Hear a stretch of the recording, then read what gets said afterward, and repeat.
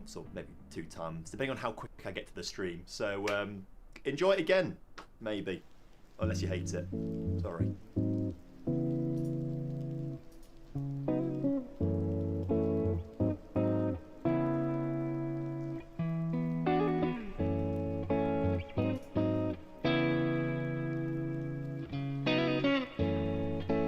So as I say, coming up in today's stream is plenty of me mispronouncing names, probably losing quite a few games, maybe the odd bottle job, and the very occasional win might just come into this. Unless of course we're not streaming Football Manager, then it's out the window.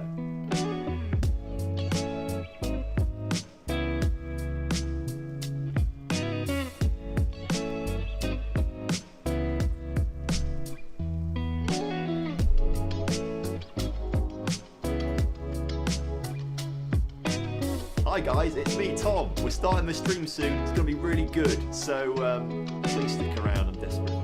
Please stay.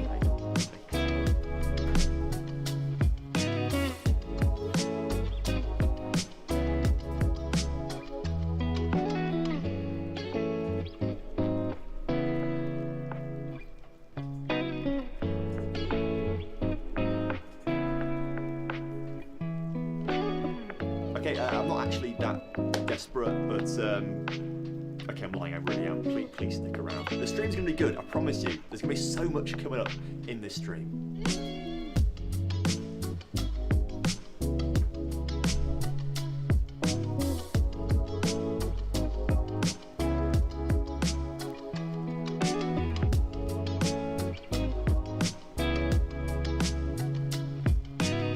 But I promise we are gonna be starting soon. Although if you are really early, there's a good chance you might actually have to watch this over again another once or maybe 2 times, depending on how quick I get to the stream. So enjoy it again, maybe, unless you hate it. Sorry.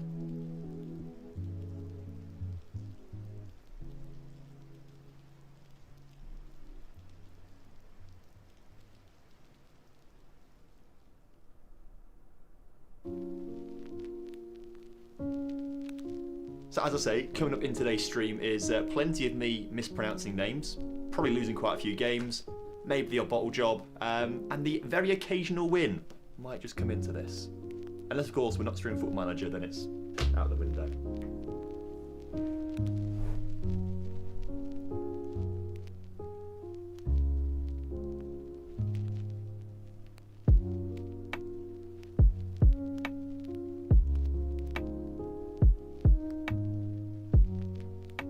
Hi guys, it's me, Tom. We're starting the stream soon. It's going to be really good. So please stick around. I'm desperate for you to please stay. Please.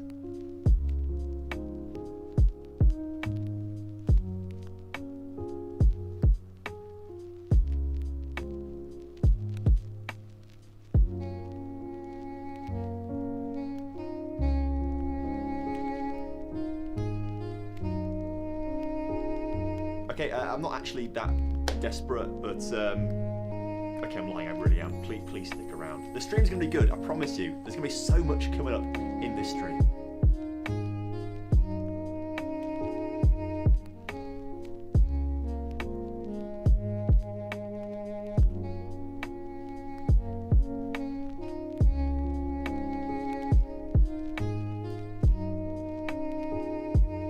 But I promise we are gonna be starting soon. Although if you are really early, there's a good chance you might actually have to watch this over again another once or maybe 2 times, depending on how quick I get to the stream. So enjoy it again, maybe, unless you hate it. Sorry.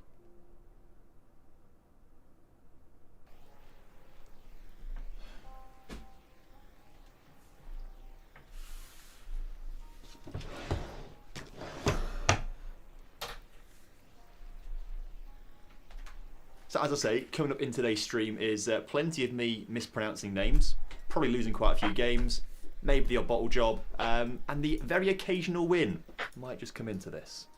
Unless of course we're not streaming Football Manager, then it's out the window.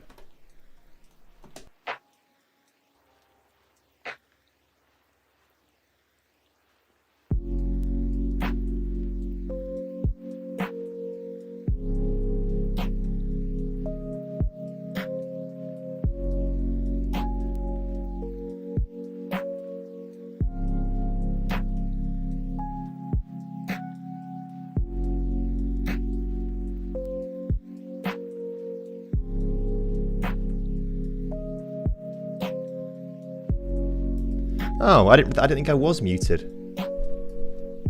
I think I may have been an idiot, and I think I was unmuted and then pushed a button that then muted me on my stream deck. Oh, chat. That's indicative of my day. It's been a long day today. Today has been a long day. It has felt very long, and yeah, it's been a long day. So I'm looking forward to kind of just chilling out with you guys and playing some Football Manager and going through a transfer window today, which is going to be good fun. That will be extremely exciting because we've got an awful lot of money to spend. An awful lot of money to spend. I essentially, if you remember back to last stream, we won the league title last stream, didn't we? Which was very exciting. And as a result of that, we finished the stream then and there because I think we're getting pretty late in the day kind of thing. Oh, background music, I forgot to turn that down as well. Again, pro streamer, Tom, well done. I can barely hear it on my end because I've got it turned down so low, so I should maybe change that a little bit. There we go. Oh, dearie me. Yeah, we finished last stream, didn't we? Winning the title. We had like 5 games still to go, so I played them all off camera, playing the youth team in that, and I can show you through those results that we had. We won 2, lost 2, drew 1, but we're playing mostly 16-year-olds in those games kind of thing. And it didn't really matter because we've already won the table anyway, so it was absolutely fantastic that we got to that position that we were in. So I was playing through all of this, and we got through to the end of the season, and we've just been given our transfer budget. I will reveal that in just a moment's time. Let's have a look who's in the chat then. Let's see who's here then. I Love Pancakes is here. Hello, mate. Good to see you. Keith David is here saying it's called soccer. It's not called soccer. It's football. It's football. Tommy, hello, mate. Good to see you. Started a pack save. It was my first save on FM26. I'm last in the last 16. Oh, in the last 16 of Europa League. Not last in the Europa League. You're in the last 16 of Europa League. Well done, fella. That's decent to see. Lincoln whacked us on Saturday. Yeah, huge result there for Lincoln. 4-1 away at Plymouth Argyle. It's doing pretty well. Tom Stark can't stick around, I'm afraid. No worry, muted. I'm sure we'll see you soon. I'm sure you can catch up with stuff over on the second channel as well. W Ham is here as well. You love to see it. SDF Movie 16 came out. Was that a Tom Scar thing from like way back when? Way back when. And then everyone's telling me I'm muted. And the background music's way too loud. It's awful. It's awful. Word Nate, good to see you. Which team are you managing? Dunajska Streda over in Slovakia. Although I've not put the jersey on tonight, I've just realised. I'll put it on later on. Which team is the blue shirt behind? Oh, you guys aren't meant to see that yet. That's not for your viewing yet.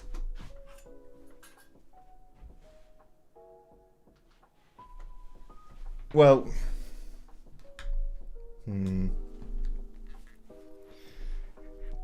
It's not meant to be for your viewing yet. But it's a work in progress. Do I give you a sneak peek of something that is being worked on in the background a little bit? That's all you're getting. Although the sleeve is pretty cool. The sleeve is pretty cool. I'm a big fan of that. But you're not meant to see it. It's not meant to be seen yet. I was taking some photos of it earlier for other people. You guys are not meant to be seeing that just yet. Whew. Thank God you didn't see the home version of it as well. With the... I've said too much already. I've said too much. There we go. Right, let's get ourselves back composed and get ourselves back into the game, shall we? And get ourselves focused on what we should be doing and not distracted by secrets that you aren't meant to be seeing. That really genuinely was an accident. That wasn't planned. I did not mean for you to see that at all. But you may as well see a little bit. There we go. Hello from Rio de Janeiro. Hello to Rio de Janeiro. We're doing well. Are you from Lincoln and surrounding areas? No, lived in Lincoln pretty much all my life. Most of it, to be fair. A good chunk of it. So yeah, I'm from Lincoln, yes. I'm from Lincoln. Who are we signing today? We'll have a look in a minute. I've got some... Well, I made a bit of a shortlist. And that's now going to get blown out of the window, I think, that shortlist. Because the budget we've been given is way bigger. Let's just get into things, shall we? Let's get into things. Let's jump into the game. Ladies and gentlemen, I actually can't believe this. In Season 3 of Dunajska Streda, we have been given a budget of £13.85 million. We can spend an extraordinary amount of money on transfers. The issue we're going to have is the wage budget, to be fair, and what we might do actually is just adjust the wage budget up and bring the transfer budget down a little bit so we can pay more in wages. But with 21 million in the bank from the Champions League this past season, and that we're going to be in the Champions League again next season, albeit the first qualifying round, a long way through to get to the league phase of European competitions, but that's a lot of money that we've been given. So when I was doing some scouting towards the end of the season, I was just looking for players, you know, around about £1 million, £2 million. But now I'm thinking, well, fair enough. We could maybe spend an awful lot of money if we wanted to. We could spend 13.85 million, a shit ton. We could buy a player for £5 million if we wanted to. It's going to be so much fun. So a lot to do today. We've got £24,000 spare in the wage budget. Like I say, we'll probably swap that around a little bit. And actually for the scouting budget, because we have been scouting the world, it makes sense, I think, as well, to adjust this budget. To make the scouting budget, what is it, about 3? There we go, about that. And then we can put all the the scouting. If we go back to recruitment and we go to recruitment focuses and we go to, yeah, there we go, we're on the world, which is fantastic. So that's okay, that's all good. So we are looking for players all over the place that should hopefully want to join us, which is quite good fun. Honduran viewer, hello to Honduras. That feels like a very niche place to be playing Football Manager in, but welcome. Hope you're doing well. Glad to have you with us here. We're still using the skin as well that we got last time out. I've not actually got a link for it sorted out in chat yet. I do apologise. It's the Mr. Teeny skin, which I'm still enjoying at the moment. Although I had to do a full reinstall of everything earlier because I thought, all right, I'm going to start trying to get a few more mods loaded. And I'm going to try and get the Stadium Pack to work. Because the really cool Stadium Pack that some guys made. And it looks amazing, but I don't know what I did wrong because I completely broke I just broke everything. I was just trying to load it into the game, and everything kind of broke. In fact, I got a screenshot of what happened as well. If we go to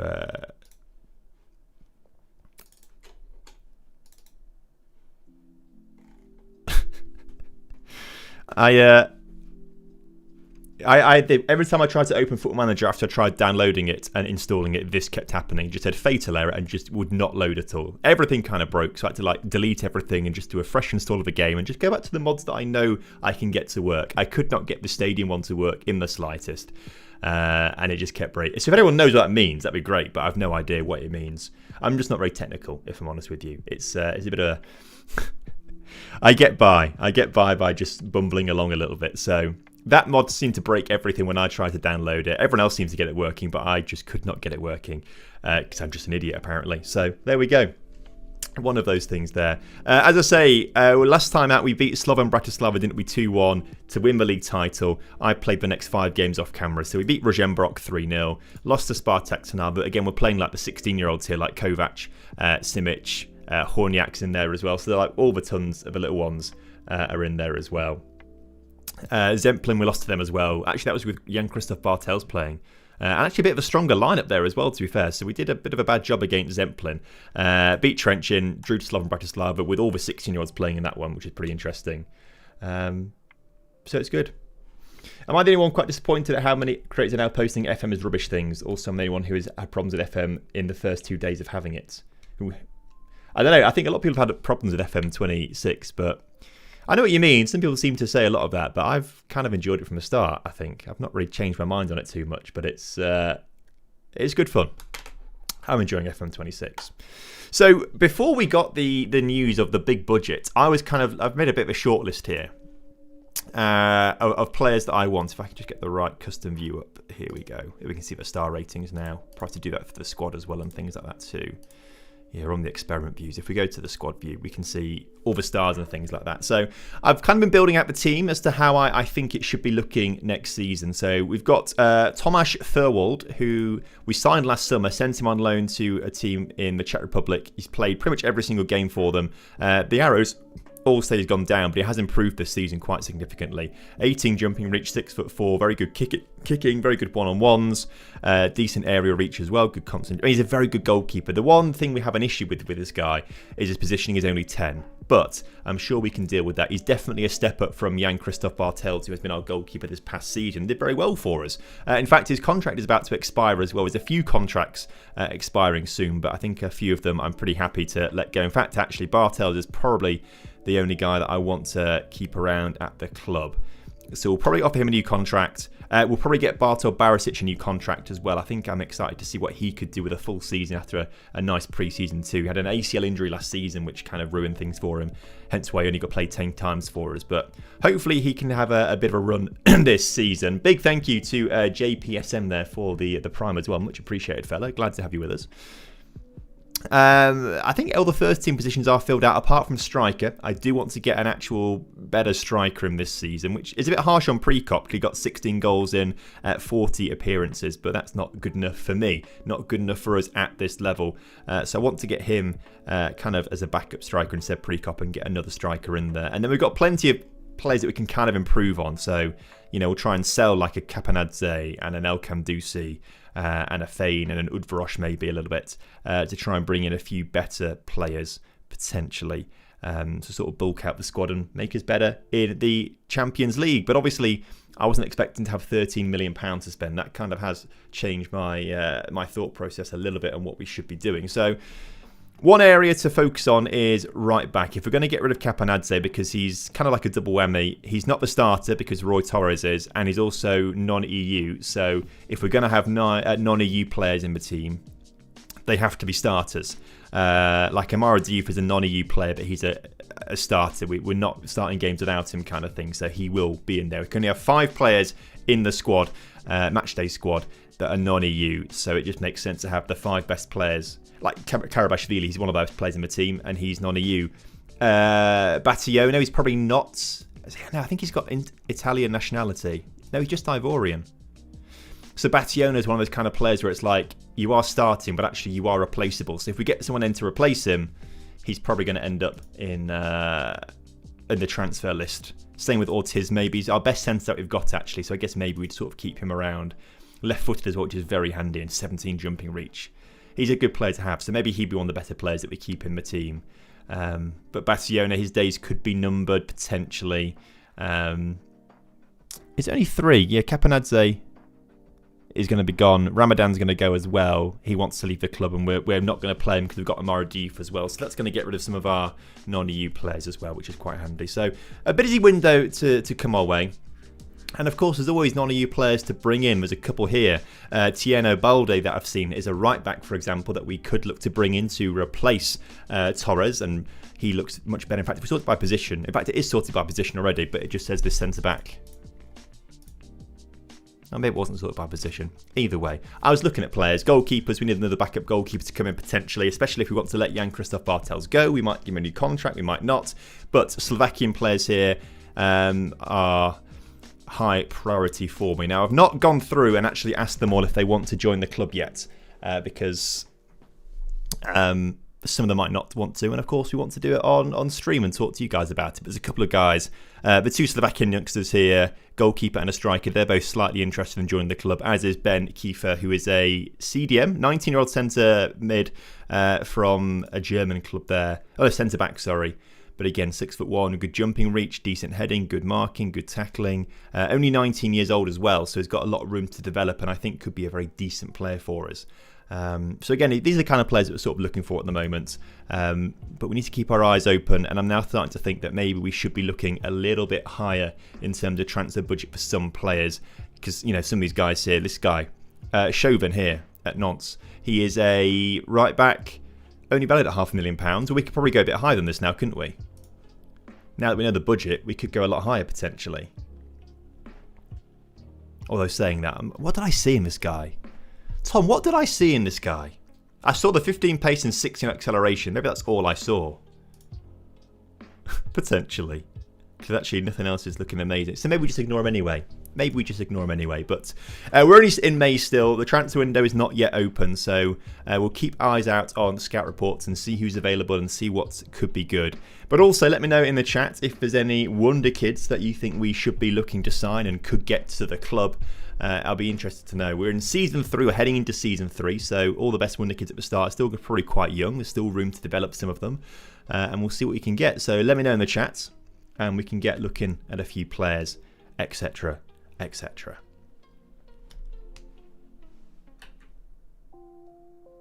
Commercial summary coming through. So how much money is that going to give us, if anything? Once this wants to stop loading. St Etienne keen, by the way, on signing Ramadan. Tax bill of £3.6 million tax bill. We've made a lot of money there, to be fair, didn't we? We made a lot of money. Commercial summary brings in not an awful lot of money. So actually, what does that do to the finances? If we go to the club and we look at the finances, 20.5. Okay, we've gone down about $1 million. That's not too much of an issue then, isn't it? That's not too much of an issue. Sweet. Oh, wow. Lots of messages in the chat already. Let's have a look through and we'll just assess some of them. Decide if they're worth bringing into the team potentially. We'll look at pricing, how good they are, what the wages are, because that's probably the biggest thing for us, wages.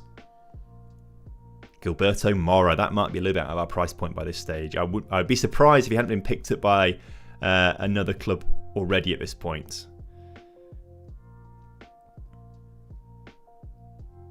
The game taking its time to continue. All right, there we go. Criver, a centre mid. Now, we don't really play with centre mids. We kind of play with holding midfielders, don't we? Although I am tempted. I mean, we're kind of looking positions everywhere, Alexander, in a way. We won't say no to anyone in particular, but if you were like a really strong deep line playmaker, I'd be quite tempted potentially, because in principle, not a bad player with 13 passing, 13 vision, 20 years old. £8 million to 9.4 million. That's going to be the issue for us there, potentially. We'll scout him out for a little bit as well. I was going to look at something else then as well. I feel like I had something in my head to look at, but I can't remember now. Bailey Rice. It will come back to me in a minute, won't it? Bailey Rice is not in this database then by looks of things. Which is a cool name. Oscar Speeton Naysetter, although he's not in this database maybe. Oh, there he is. There was a hyphen in between the two of the... Oh, now you are a very good left winger. The issue is we've got Amara Diouf already, so we don't need a left wing. I mean, we could do the backup, but I don't really want to... I don't think you're a backup player. You should be starting.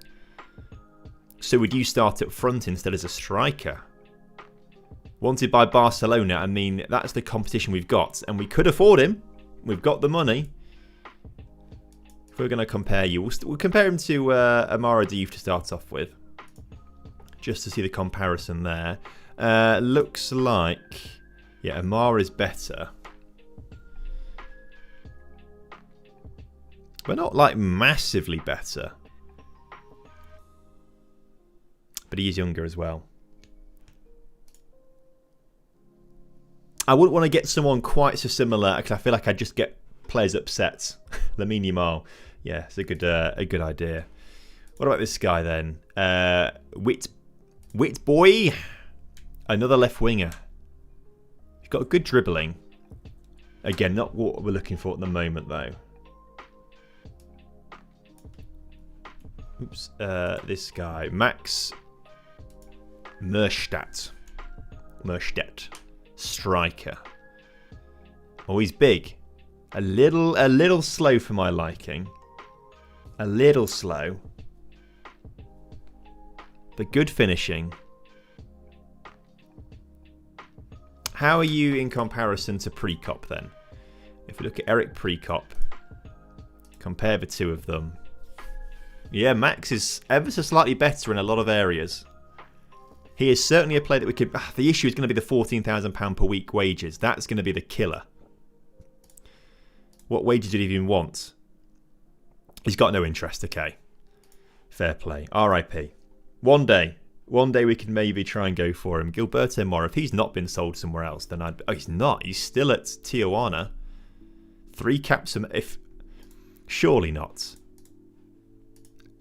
I'd sign him right now, and that's Mateta Pepe out the team, isn't it? The issue's going to be the £16,000 per week in wages, right? Has he got a release fee clause, did someone say? 7.75 million. I don't think he's going to be interested. We're very keen.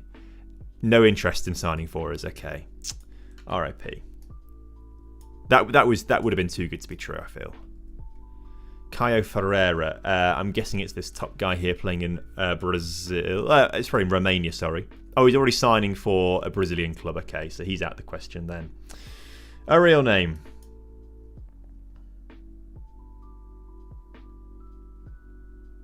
Lucas Wallner. Hansa Rostock. Oh, we could do with a left-footed centre-back. That would be quite handy. Austrian, 16 jumping reach, only 12 heading, feels a little bit... So you'd be competing with Pablo Ortiz, wouldn't you, fella? Pablo Ortiz, attributes... Oh, it's very close, you know, very close. The issue is going to be the £13,000 wages. I think I'd take Ortiz, even if he is... Not maybe... It's very close, but I'd stick with Ortiz. Behoyer at Frankfurt. I assume it's this one, isn't it? The 22-year-old. On 33 grand a week. It's not gonna work. Not gonna work. Hello, Steph. Good to see you, mate. How you doing? I'm very well, thank you. Claudio Braga. Do you mean Claudio Bravo? No, 30 years old. No. Oh, Claudio Braga at Hearts. Not a bad option for a striker, actually. Actually, not a bad option at all for a striker. It's not bad. It's not bad. Skov Olsen, I think, will be way too expensive for us.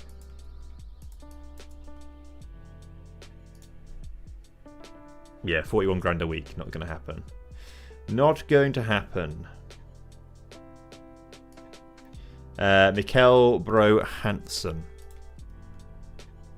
Oh, he's at PSG already. He's taken that move to PSG. It could be a loan option for us. Could be a loan, potentially. It's worth thinking about. This guy, Antalya Spor. 16 pace, 16 acceleration. The composure is a little bit low for me here.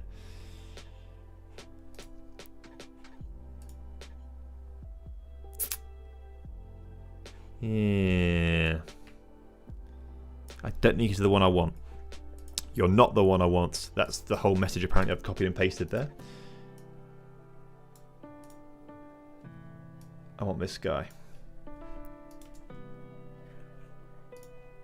Jaime.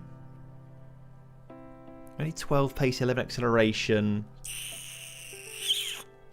I don't know how I feel about that. Oh, he's already been moved on to Nice as well. Okay, maybe I should have signed him. Not that we could have, but he's going to Nice anyway. Adrian Kapralic. Adrian Kapralic. At Union Berlin, £14,000 a week. He'd be great for us because he's Slovakian. Great for us for that regard. I'll just ask right now, are you bothered about joining us? We're very keen. He's not interested. Would not be a good career move for him, even though it would be actually a fairly affordable transfer at 1.5 million. The wage would be a bit different, but that would be a shame. Constant Helios could be an idea to compete. Oh, he's on 30 grand a week. That's probably not going to work, is it? He doesn't want to join us anyway. R.I.P. Not a lot of these players are bothered by coming to Slovakia. Good centre back here though. 6'5". I'm liking what I'm seeing. Again, I don't think he's going to be bothered to join us though because of the price tags. Yeah, he's not bothered. We need to go Nisha. We need to go Nisha into this. Oh, of course, the real name fix I've got is now... I need to reinstall the real name fix, don't I? After all my issues earlier with having to uninstall and reinstall the game and stuff. This is more like it though. 16 pace, 14 composure, 16 finishing. Off the ball, 14 is pretty good. Plays with both feet. I like you. He's wanted by Roma and Benfica. Add to that Denise Castreda. He's not bothered. Ah, fella, come on. Just be nice to me, please. Please be nice to me. Matteo Pellegrino. Okay, let's have a look. At Parma. Again, 6'4", very good jumping reach, decent finishing, good heading. Composure's very nice. Left-footed too. The issue is going to be the wages. The £26,000 a week is on wages wise, and just doesn't want to join us. Oh, dearie me. Okay. I feel like we're not getting anywhere with this at the moment. We'll come back to it shortly. We'll keep pushing on and we'll assess players instead via the transfer, the database thing. We need to just work out when the actual transfer window opens, to be fair, because that will probably be quite helpful. Because I think it's a little bit later on than other leagues potentially. But just his game to stop simulating first. I feel like we're doing a lot of simulating today. Like, this is taking a long time to get through, I feel, sometimes. Or it's just doing it for longer than I'd normally anticipated to be there for. I don't know. So we got £650,000 there for being in the Champions League. Thank you very much. As the under-19s win the under-19 division. Fantastic stuff. By quite a nice distance from Jelena. So essentially a double there. Ramadan transfer saga set to develop. Good. Clubs want him. If we can sell him for more than £1 million, that'd be fantastic for us. Especially for a player that we don't really want, to be fair. Alan Abando is the striker you're thinking of there, Forza Ryan. Ooh. I keep doing caps lock rather than the letter A. Alan Abando still playing in Ecuador. Or he could be the option, you know. Alan Abando. That's a good reminder. He's wanted by Inter Milan. Right, if we want him, we've got to try and get this done now. Let's just compare him with Eric Prekop. And the answer is that Alan Abando, not as good mentally, but you kind of expect that between a 20-year-old and a 29-year-old. Composure is better though, which is quite good. That's something we'd have to work on a little bit, but he's much better physically. Are you interested, fella? He is interested, right. He'd want £16,000 a week, though, which is insane for the level that we're at. However, I think it could be worth it, you know. You're asking for too much money. Can you bring that down a little bit, please? He says no. He's not that interested. Only a really decent overall financial package is likely to shift his view. Okay. And it's going to cost between $500,000 and $5 million, so not great. You got him for £750,000. I think. Well, should we start at that then? Should we start at £750,000 and see what they say? I imagine it's going to be a no. They want 2.4 because that's his release fee clause for foreign clubs. So they won't go underneath that. Let's accept the demands then. Let's go £2.4 million on Alan Abando. Although maybe we should check, because there's other strikers that I have actually shortlisted here that I think we should look at as well. That I was thinking of maybe bringing in. So before we do that, there's Alan Abando. Jakub Pira. He's a Slovakian youngster, although he's not going to be as good. We may just bring him anyway, just because it'd be quite fun to bring in a Slovakian striker, because that'd be quite nice for us. But if we look at Alan Abando, look at the two of them. Yeah, Abando's the better player. Although not by as much as I thought. Abando's only got 6 determination. That feels That's a slight risk there, maybe. What about... Now, we've not actually asked the other two strikers if they're interested in signing for us. The first one is we'll go for the young one first. Had him scouted out. Matthias Yangel. Matthias, we'll call him. 15 pace, 14 acceleration is great. The downside to him is that he's got 7 composure and 10 finishing. But he's cheap enough at PSG. He's wanted by Lyon and Monaco on a transfer. So that suggests he's probably got some decent potential ability. He has played for the PSG first team already in this save file as well. So I'm thinking that he could be a bit of a punt maybe. But how do you compare to Alan Abando? That's the real question here. And the answer is Abando is better. But determination is what's worrying me a little bit here. But Abando is a lot more physical. And where the technicals matter, like the finishing and the first touch, and actually the heading he's better at is Matthias. But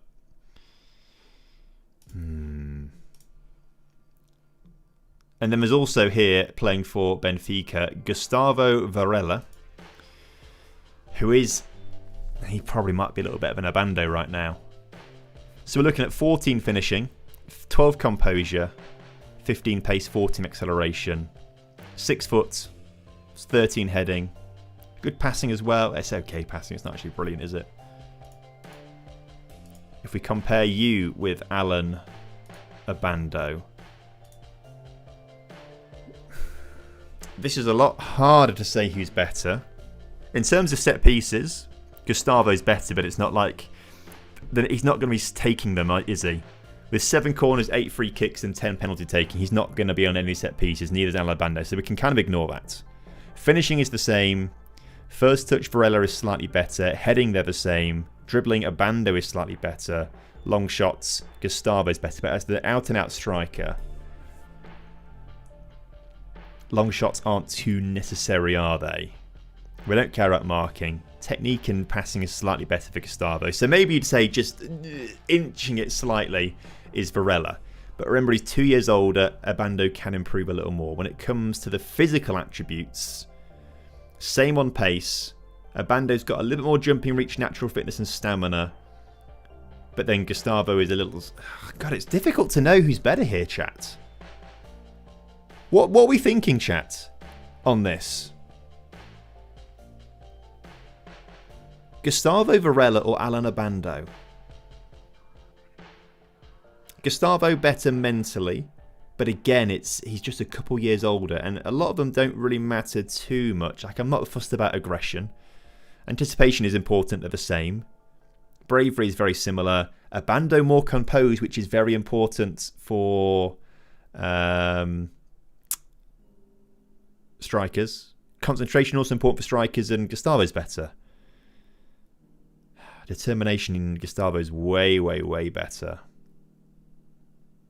I'd go with Gustavo for sure. I'll take Alan. What's the price for Gustavo? Gustavo, looking at up to 1.3 million. Let's just double check that with his agent, shall we? He may not even want to join us at this point.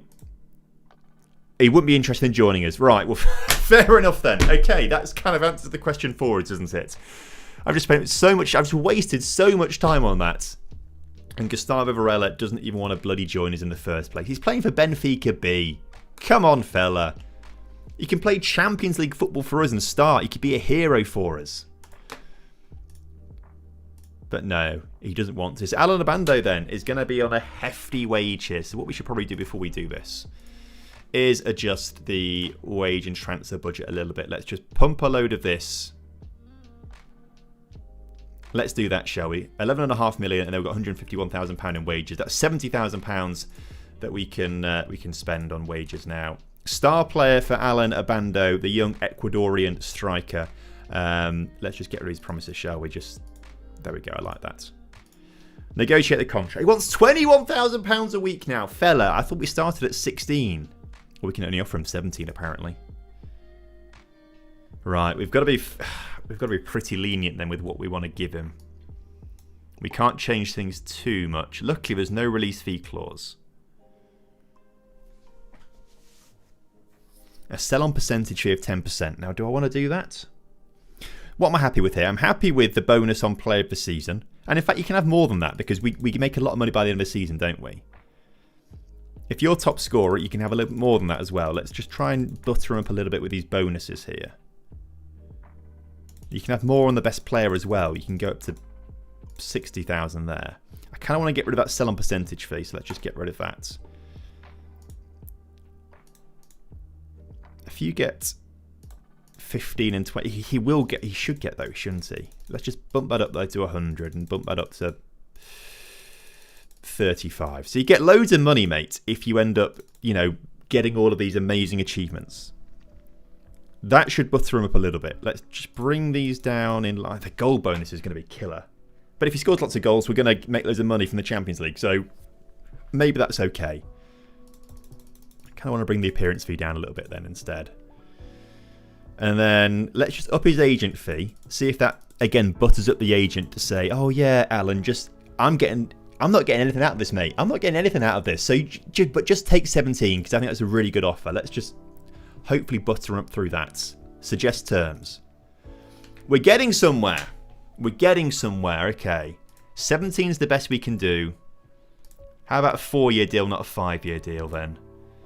He's gone down to 3.9 there. Can go 3.8. He wants the 10.15. Can we go 10.20?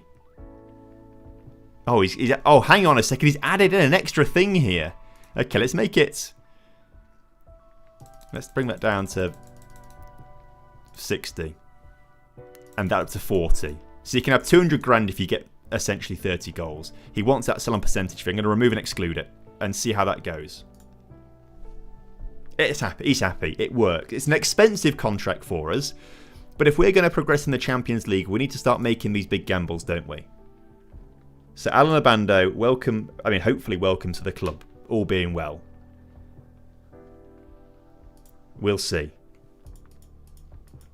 We are doing this way before the transfer window for us opens as well, which is quite handy.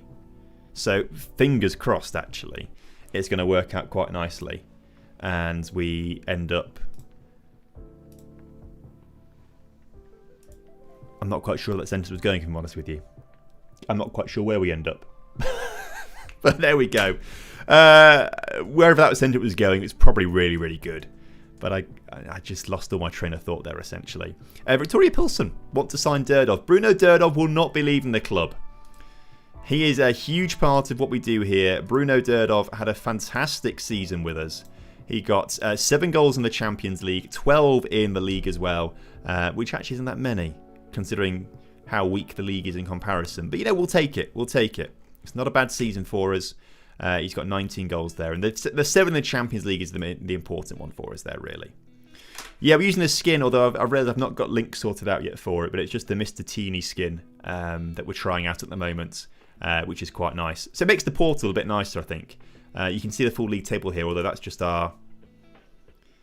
Oh, Kashitse, by the way, are in Europe next season, beat Trenčín. So if we go to the league table then. So we won the title.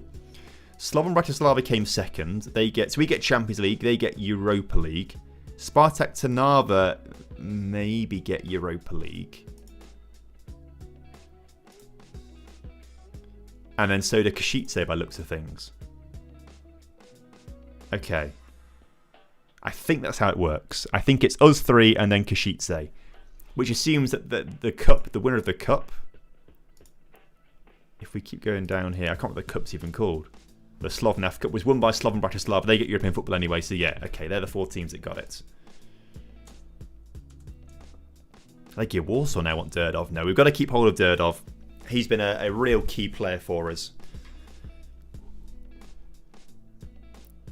And we've got to make sure he stays in the team. I am thinking about changing tactics a little bit. We'll talk more about it in a little bit when we actually get towards games and things like that. But I'm thinking about changing tactics. As Alan Abando has agreed a deal, to join the club. He'll be coming for £2.4 million of our £11.5 million transfer budget we've got remaining after we made some adjustments to the budgets to get more on the wages. Fantastic. The beauty of doing business this early is that other clubs don't have a chance because the AI just doesn't realise that they can start making bids of players. So it's a little bit weird because it did say, actually, didn't it, on here, he was wanted by Inter Milan. So we have sort of skipped the queue a little bit there potentially, but Alan Abando, welcome to the club. Amara Diouf, by the way, called up to the Senegal international team. 15 players have been called up. Let's have a look at who's been called up. So Euro under-21s, loads for Slovakia. Fantastic work. UEFA Nations League, Georgia and Slovakia. Karol Blaszko, by the way, called up to the Slovakian main team. He's got 2 caps for them now. Did not realise that. So if you are kind of new around here, Karol Blaszko is a player that's come through our club. And then this past transfer window, for whatever reason, Stoke said, can we get him on loan, please? And the Championship is a much better division than the league that we're playing in. So we want him to develop quickly. He's 20 years old, he's got good potential. We want him to develop. So 6 months in the Championship, playing 11 games, is going to do him more good than playing against a bunch of kids in our league, essentially. So that was the thinking behind sending on Stoke for a loan in the second half of the season. And it's worked out well for him because as a result of that, he's now playing international football. Got his first call-up. I missed that in the first time he got his call-up, so that's quite cool, actually. Well done, Karol Blaszko. You're going to come back and be a better player for us. Mateta Pepper and Durdov for Belgium under-21s and Croatia under-21s, and then a few under-19s there. Amaradi for the Senegalese international team. Oro for Togo, but he's going to leave the club this summer. And Amar Ramadan for Syria, but again, he'll leave the club as well. So a lot of international players, which is good to see. We need to get a lot of our youngsters now out on loan. We've got some decent players coming through youth intakes. They have to go out on loan, I think. And hopefully they are going to develop as well, but probably not as well as Karol Blaszko because they'll be going out on loan within our own league kind of thing is kind of the plan with that. So it said Matey Boy was joining us on the 13th of June. Is that when the transfer window opens? Oh yeah, 13th of June transfer window opens. Abando joins. Brilliant. Fantastic work. Actually, so it's earlier. The transfer window opens earlier than most other leagues because like England doesn't open until like late June. A lot of Europe doesn't open until 1st of July, which is when Fashko is joining Donetsk Streda. Fashko, well, that's the end of his contract though, isn't it? This is a youngster that's coming in, Slovakian under-21 player that's going to join us. Won't be in our first team particularly to start things off. Anyway, so that's a striker coming in. Fantastic work. We could do with another centre-back and a right-back, and then a couple of attackers too. Although saying that, Bartel Barisic is going to be sub-11. We've got Prekop here as well. He can be sub-12 just as like an extra striker. Was there anyone else that I really wanted to keep desperately? I don't think so. Like all of these players down here, like Ronald Koeman, Nemanic, Blazek, Kapanadze, El Kandusi, Oro, Fein, Udbarosh, Ramadan, they're all going to be leaving the club. We also need to offer a new contract to Jan-Christoph Bartels. Or do we? Do we? Because on my shortlist here, or maybe we do, there's a goalkeeper that I kind of want to sign here called Jakub Venarshik. Is that how you say his name? RC? It might be how you say his name. He's Slovakian, plays in Portugal for an under-23 team. I'm now looking at him actually. What really attracted me to him in the first place was I just saw height 6'8", and I'm like, wow. Actually looking at him now, I'm looking at command of area, communication. At 21 years old, maybe he's not actually that good. If he wasn't going to be so expensive, at maybe 1.1 million, I'd go 1.5 million, I'd go for him. But I feel like there's probably better money to spend. So actually, no, we'll go back on Jan-Christoph Bartels. Discuss new contract with agent. Come on, fella. He wants one of the most noteworthy players at the club, and you can't guarantee that. You can't even guarantee starting most of the matches either, to be fair. Contract. Enter contract negotiations. You've got to be a cup. Just back up. He wants first choice. Domestic cup goalkeeper. Okay, well, maybe we will be looking for another goalkeeper instead. And there was one other player that I think I wanted, a Bartel Barisic as well. Have we got like an optional contract extension on him? No. We'll want to start a majority of matches. I can't guarantee that. Competition though is fine. He's at 1.7k right now. He wants a bit more money, which is understandable. Squad player though. 2k on a 3-year deal. Can we do that, mates? 2.2. 2.2. There we go. That seems sensible. Look at this guy for a goalkeeper. Let's have a quick little look at Bursaspor. Oh, 20 years old, 6'5". 16 aerial reach, good command of air. Oh, he does look good, fellas.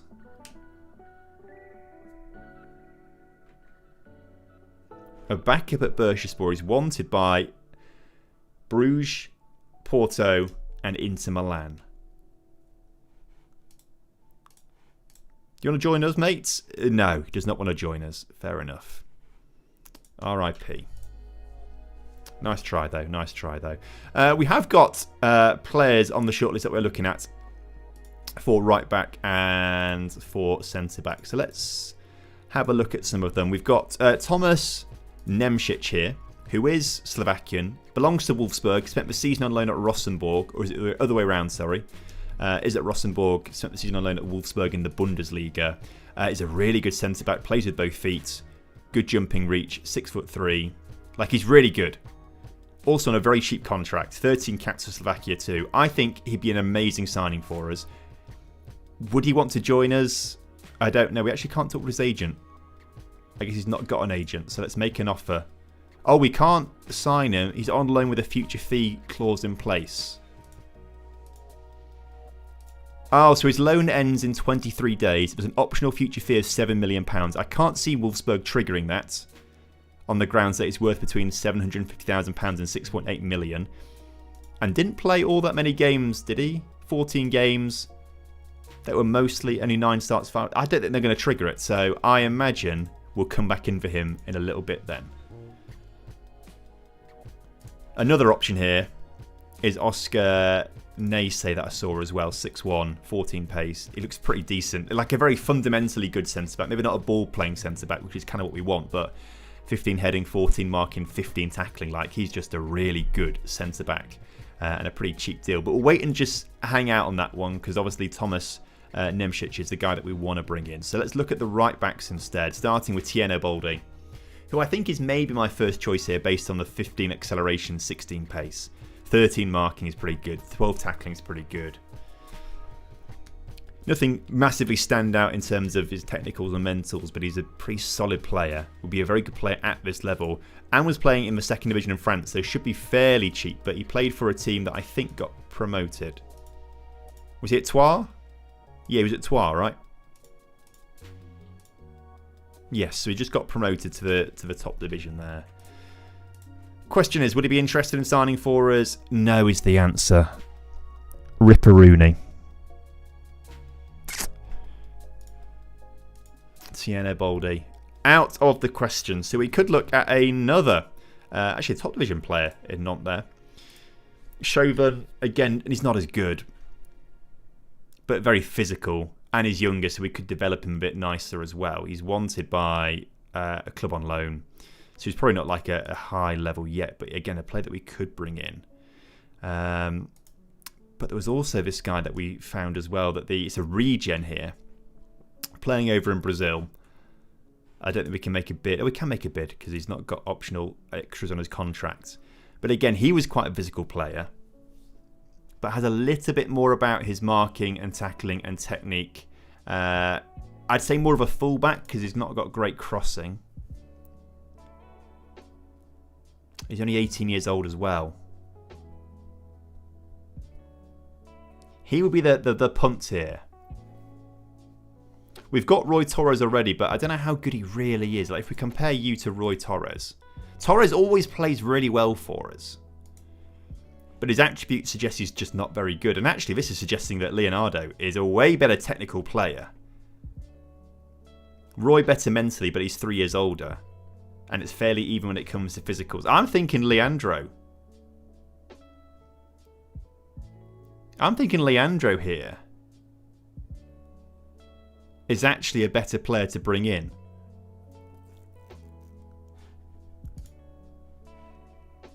And would be a lot cheaper. Who do I prefer, Leandro or Johan? Let's compare the two of these guys, shall we?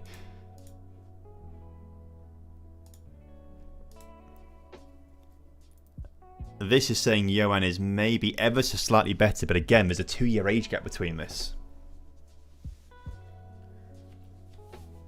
And yeah, the scouts were giving him was an A and a C.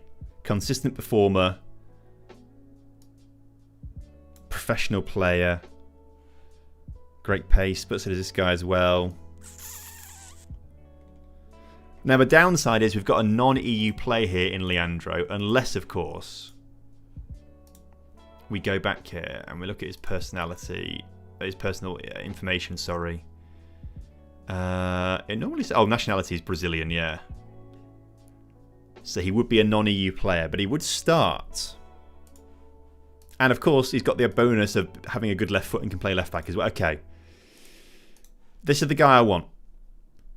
Oh, why would you... No! He's just signed a new contract at his club.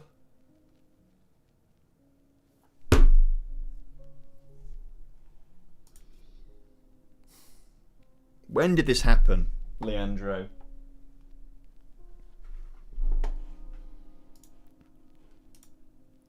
He started it back in April. Oh.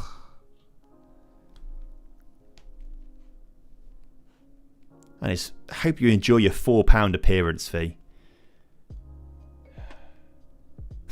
You're a break in my hat.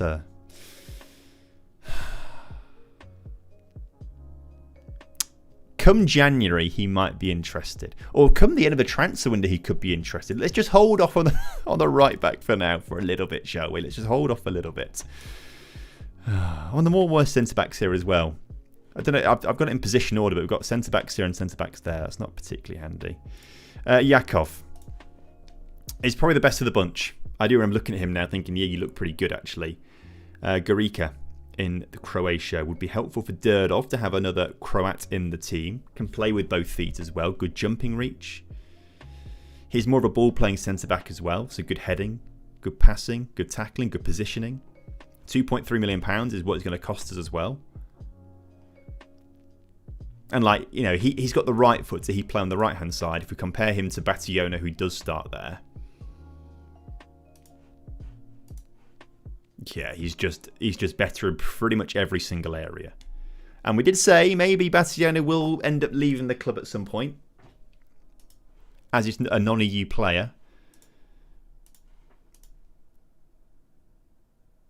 Big wage. You're asking for too much on the wages. They're not going to bring that down much. Okay. Let's make an offer. He's got a release fee of 2.3 million. So unless they want to go under that by, you know, let's say 1.5 million. Oh, they are going under the release fee clause. That's quite handy. Let's just say 2 million. They're happy with 2 million.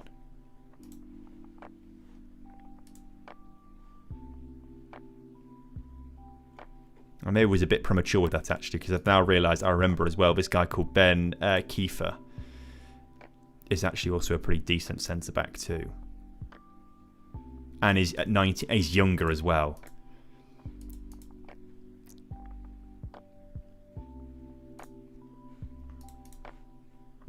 Oh, but Yakov is better. However, Ben is... Again, we could bring them both in. We could bring them both in, couldn't we? We could have Ben as the backup. Yakov as the starter, and eventually start to replace each other.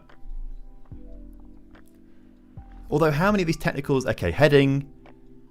Tackling is the same. Marking's the same. Yakov's better at heading. We don't actually care about finishing, do we? First touch is kind of important. Passing's important as well.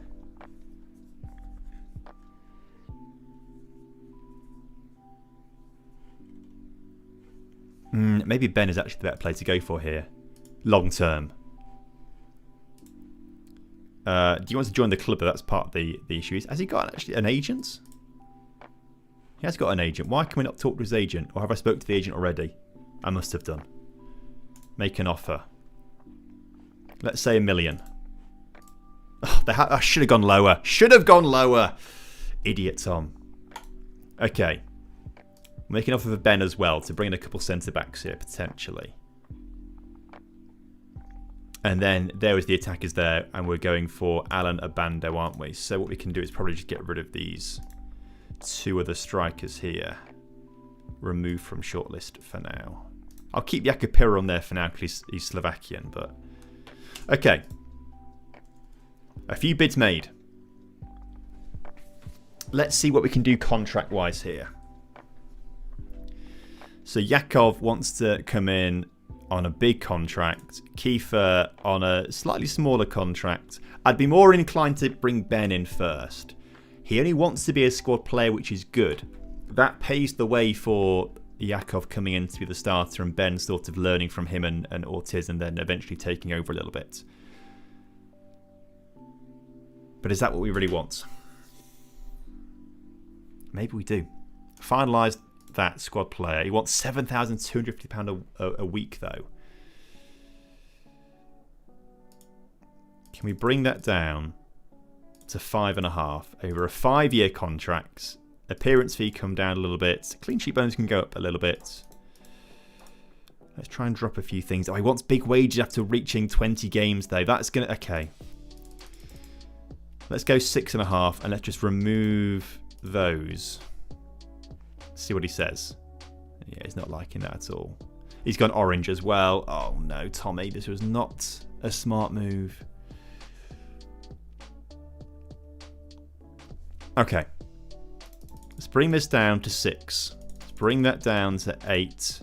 And after 30 games, you can have... He'll get this season. That's the thing. He's going to get that this season. So, what do you say? He says no anyway. Okay. We'll come back for you at some point, Ben Kiefer. Because I do feel like you are a nice option to have. And maybe we should have just paid the money as well. Because I'm kind of now starting to think that Yakov is not the player that we really want him to be. If you say squad player, he's happy being a squad player as well. Okay.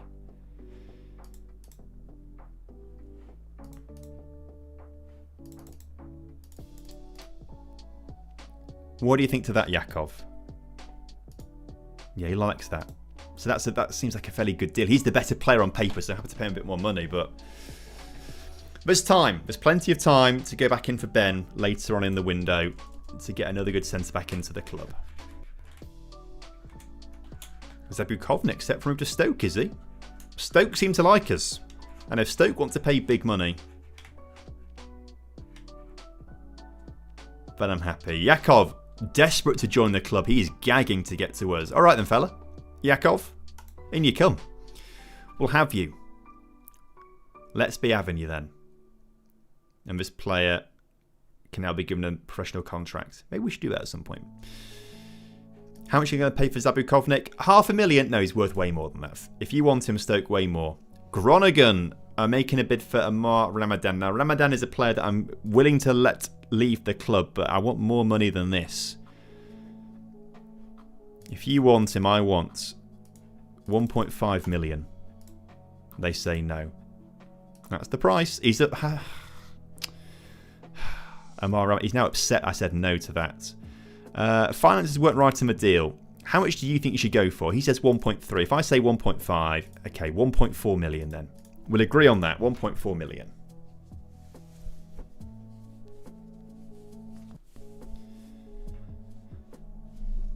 There we go.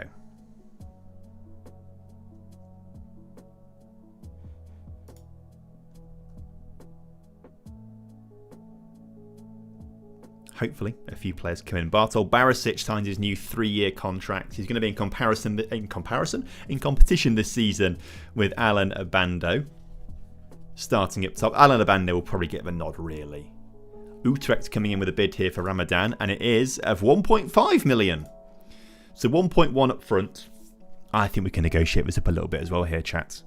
I think we can get this. I don't really care about international appearances 20. Although he will probably get that. He's got 34 caps already, but that's a pitiful amount of money for that anyway. So let's get rid of those. I'm going to say 1.5 up front. Can I be greedy? And can we sneak £2 million here from Utrecht for him? Oh, we can. Okay, good. Now we've got a barometer of what we can kind of get here for Ramadan. This could be quite good.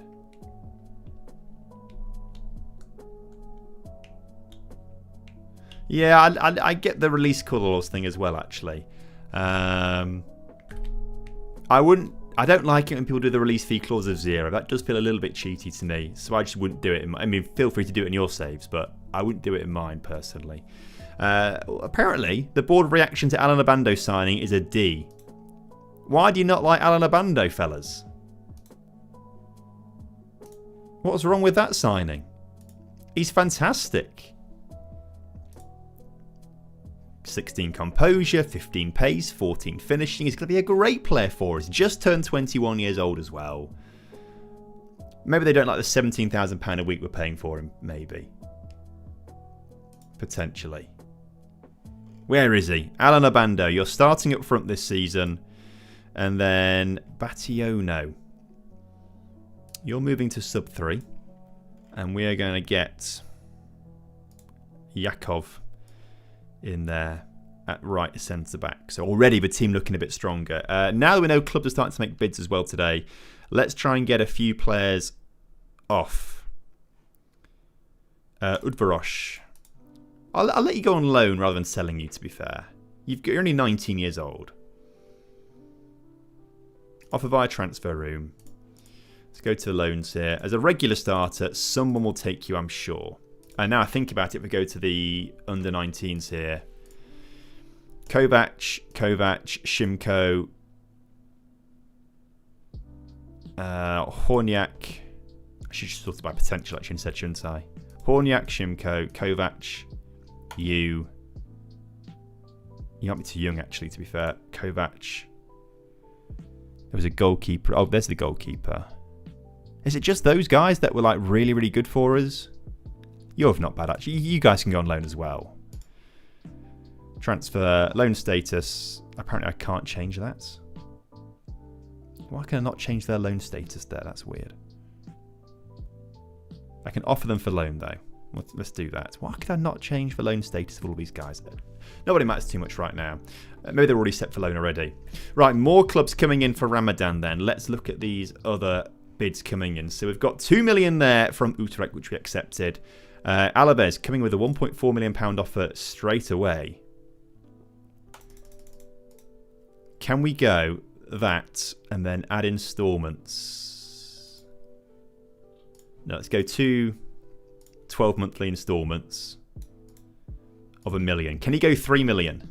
They want 1.8. Okay, can you just go 2.5? We'll go 2.5. Okay, Utrecht, I'm sorry, fellas. I know you've put in a nice offer there, but I'm afraid we're going to have to say no to that now. The Alaves have come in here with a much better offer of 2.5 million. Levante, you've got to match this now.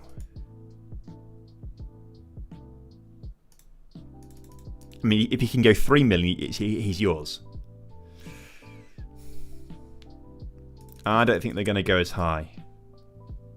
They might do that, though.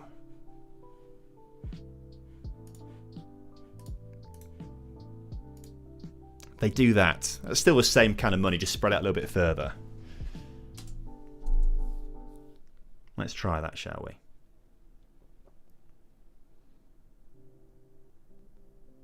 And then, of course, go out to try and sell some players from the first team that we don't want anymore, of course. But it looks like a few good loans have come in for some of these players, potentially, including for Santos Diber, who's in our first team, which actually is probably quite a sensible move. Oro, yes, we don't want you. Get out of here. I don't really care what we get for you. Shimko's wanted on loan by a club in the second division, who just came 8th, so they're not a bad side. They want him as an important player. Yep, off you go, fella. Have a great time in the second division, Shimko. Santos Diber is wanted as an important player back in Denmark. Go for it, fella. Enjoy your season there. You're not going to play in our first team, so clear off.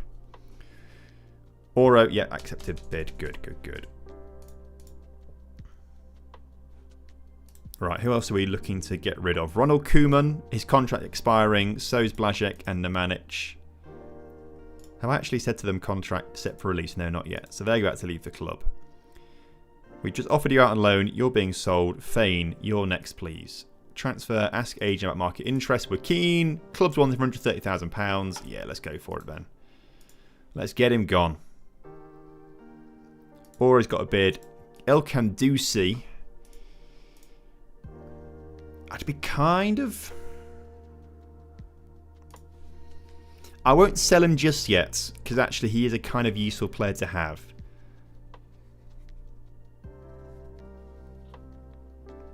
I'll put him on the bench for now, tentatively. Capanadze. Who's at right back, by the way, in this?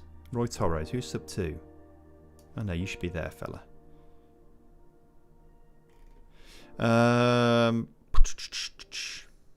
Yeah, Capanazzi, the other guy to try and sell. Transfer, ask agent about interest. No clubs want him right now. Okay, well, transfer, offer via transfer room, transfer list him, unspecified, see what comes in. Someone said Ethan Mbappe in their chat. Now, that would be kind of fun to get Ethan Mbappe in. A little bit above our price point, I think. He is loan listed, though. Oh, okay. That changes things a little bit. Thing is, he'd start behind Durdov, wouldn't he? He would start behind Durdov. Loan offer, they want a lot of money as well. We can afford the wages. We just can't really afford the playing fees, because if the playing fees go through, it's £1.2 million. If we don't even use him, which we probably won't use him, 3.1 million. So that's probably a little bit stupid to do that, if I'm honest with you, for a loan. Nice idea, though.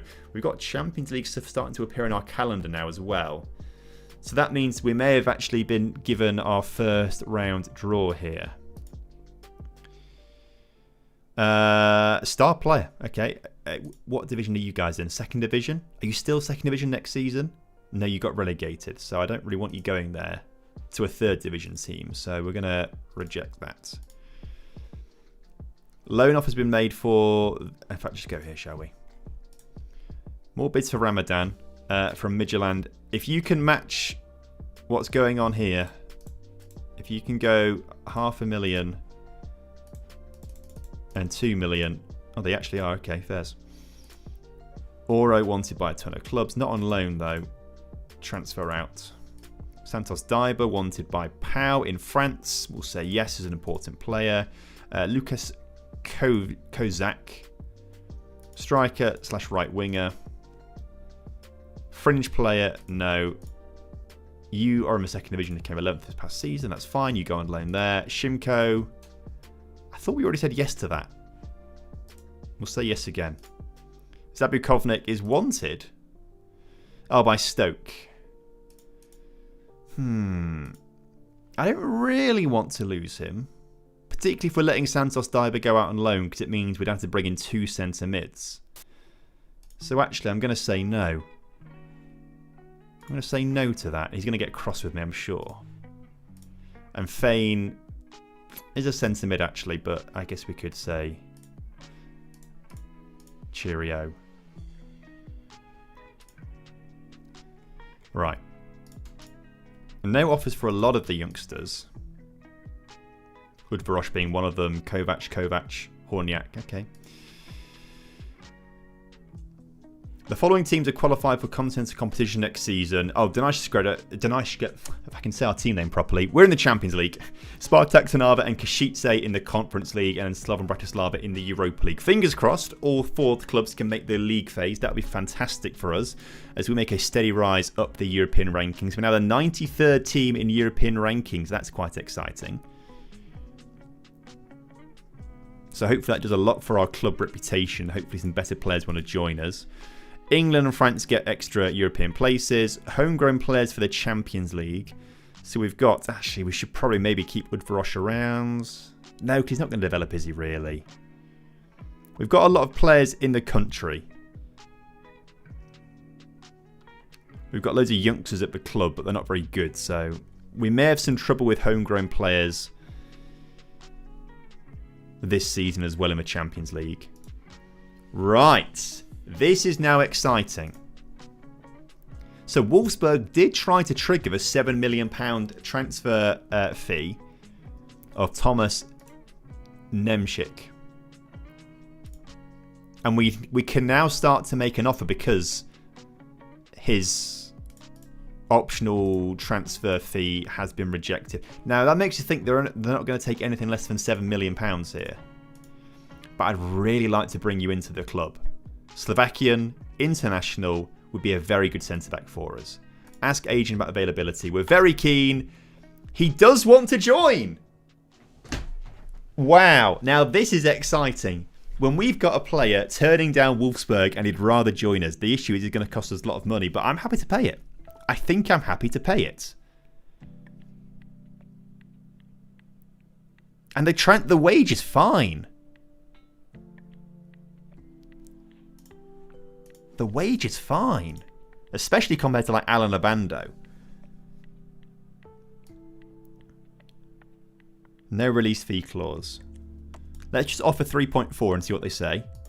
They want 3.6 and 2.8 down the line. They want 7 million there. Okay. What 4? Oh, they want 5.5. Oh no, chat. Chat, this could be a little stupid at this point now. Do we think? Hello, Brazilian Fury. Hope you're doing well, mate. We've got a don't do it in the chat. What else we say in chat?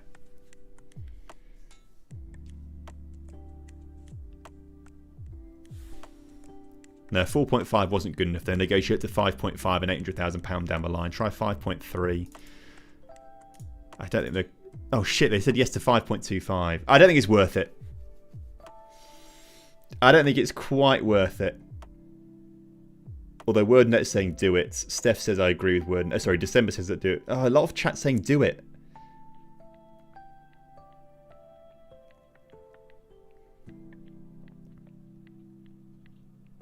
He does tick a lot of boxes.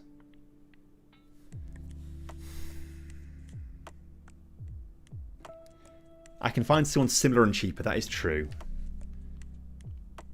Let's see the attributes again. So 6'3", 13 pace, 12 acceleration. On the slower side of things, if I'm honest with you. But 16 jumping reach, 14 heading, 14 marking, 12 passing, 13 tackling, 13 composure. We play him as a ball-playing centre-back too, so very good positioning as well. The downside is he's 26 years old, so won't really get any better. He might get a little bit better in terms of some of his mentals, but the wage was cheap. The wage was cheap. He's got 5 determination, but at this point, what does that even matter? All right, chat. Put a 1, type 1 in the chat if you think, yes, let's sign for 5.25 million. Put a 2 in the chat if you think, no, ignore him. That's how we're going to decide this, chat. Oh, shit, yeah. Caesar is reminding me about the other youngster. I also can't remember which way around I said it. Was 1 sign and 2 no? Or was 2 sign and 1 no? Chat. Oh, shit. I think 1 was signing. 1, yeah, type 1. I think it was, yeah, 1 was signed. Thank you, Nerdigasm. Right, so I'm going to count the 1s and 2s in the chat here. So 1, 2, 3, 4, 5, 6, 7, 8, 9, 10, 11, 12, 13, 14. There's 14 ones, right. I'm going to count 1, 2, 3, 4, 5, 6, 7, 8, 9, 10, 11, 12, 13. Okay. There were 14 yeses and 13 nos.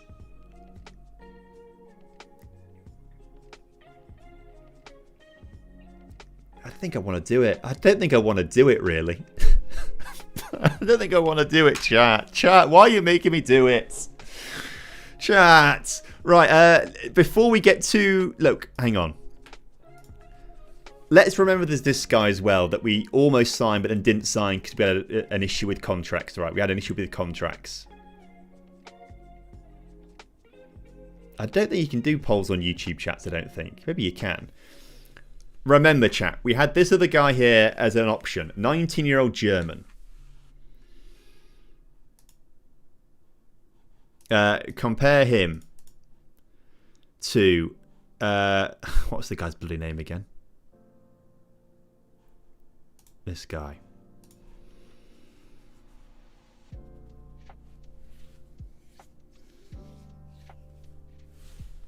Ben Kiefer. We almost signed him earlier on. Although they play in different positions because Thomas has got a left foot and Ben's got a right foot.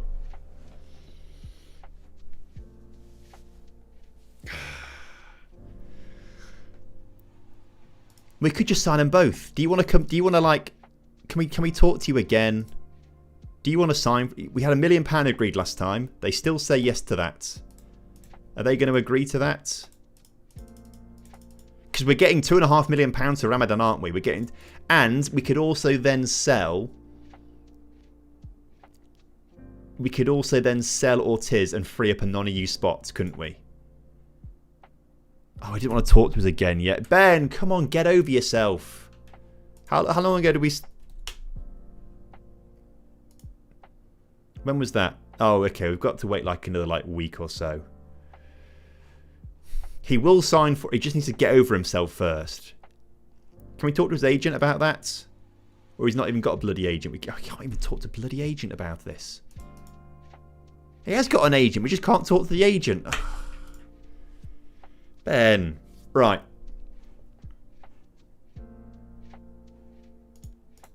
Durdov's not being sold. Fane is wanted by other clubs. Again, let's just have a quick look at that. We'll take the 160. Yeah, why not? Capanadze. Loads of bids coming in for Capanadze. And they're all wildly different. Let's start off with USG. Because they're offering £600,000. Can we negotiate this up to 2 million? What do you say? No. What about 1.5 million? Yes. Excellent. So Birmingham, you were the next biggest. It's got to be 1.5. We'll do the same to them. 2 million to start off with. Oh, they've locked in a... Okay. No, you're not going to Birmingham then. Who was next on the bid? Montpellier. Let's go 1.5 mil. No. Looks like you're going to USG. Royal Union Saint-Gilloise. Cadiz, you've got money. I know you've got money. No. But this is good. This is good. Makes his life a lot easier on choosing a club, doesn't it? No, okay. I don't think anyone's... I'm just going to reject the other bids because no one's going to pay the 1.5, are they? So there we go. USG. Simple as. And now I'm thinking, okay, actually, yeah, if we're going to make a lot of money from Ramadan and now from Capanadze, and then, of course, there's also a big bid coming in for... There was someone else as well, I'm sure. Oops. Durdov's wanted by Villa for 1.1 to 2.2 million. No, we're just going to say no to that straight away. I keep going the wrong bloody things. Capanadze is now wanted by Huddersfield for lots of money. Give me £2 million up front. And you can have him... Oh, I'm being greedy here, but if we can... What do you say to this, Huddersfield? Oh, I went a bit too heavy on that one. That was a bit stupid of me. I swear there was someone else leaving for quite a lot of money. No, just Ramadan and Capanadze. Is that it? I swear there was someone else going. Maybe I'm lying to you. Anyway, the point is...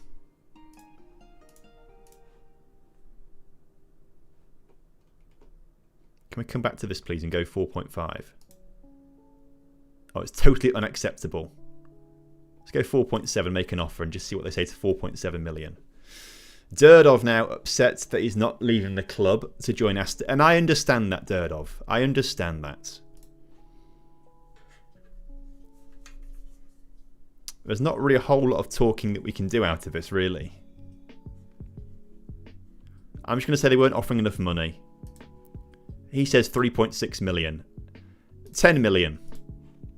He says 3.7 million. I'll say 9.5 million, and we're just not going to agree on this at all, are we? I'll go 7.5 million here. Look how much I've taken off my demands here. You can go up by the same amount in your demand, surely. No, so me and Durdov are going to clash for a little bit now. At least it's the very start of a transfer window, and it's not going to kick on into the start of the season, surely. Surely. You can go on loan, yes, to this team in the second division. Have a great time, fella. See you later.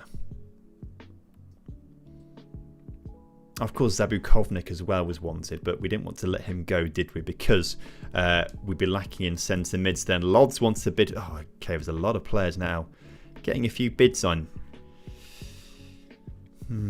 Kapanadze is in a Gangon shirt. Not going to happen. But Ramadan is going to Midtjylland in the end. He turns down the 2 teams in Spain to go to Denmark to join Midtjylland. Go on then, fella. 2.5 million. Thank you very much. We've had a bid rejected there. They're not going to accept anything less than 5, are they? That 5.25. Okay, let's talk to him and see what he says. Mateta Peppers wanted for 1 million. No. Valencians want Santos Daiba as an important player. Are you in the 2nd division? You're in the 2nd division in France. Let's go for it. Or was that the 2nd division they just got relegated? No, they're at 2nd division legitimately. Zabukovnik is wanted, but again, they're not very good bids, so we'll just reject them anyway. We don't want to lose him, and then Oro can go to Preston if he's desperate to as well. First time seeing your stream, can I get a stream update, please? Of course, we are just starting Season 3 here with Dunajska Streda. It's a team in Slovakia. We got given them in a mystery shirt box, and we have been managing them since the start of Season 1, which is usually how these things kind of go. Won the league in our first season. It was the first league title that Dunajska Streda have ever won. And then we went to the Champions League in Season 2, and we got to the knockout playoff round in the end, which was pretty exciting, winning the league for a 2nd time. So now we're trying to build our team up a little bit here and try and see if we can go around further in the Champions League this time around. But we have got a very difficult road to the Champions League ahead of us because we enter in the first qualifying round. That was this past season. Oh, maybe the league stuff hasn't actually come out yet. Or are we not in the first qualifying round? Oh, do we go to the 2nd qualifying round now? That would be fantastic if that's the case. Yeah, we're not in the champion... Oh, that's the champ... Yeah, we're not in the Champions Path first qualifying round. So we now go into the 2nd qualifying round. Oh, League Path, sorry. 2nd qualifying round. It's not been drawn yet. Okay, so when is the League Path... Sorry, Champion Path 2nd qualifying round. That's what I want to look at. So we're going to play either Dynamo Brest from Belarus or... I can go bloody back to it now. Or Vikingur Reykjavik from Iceland.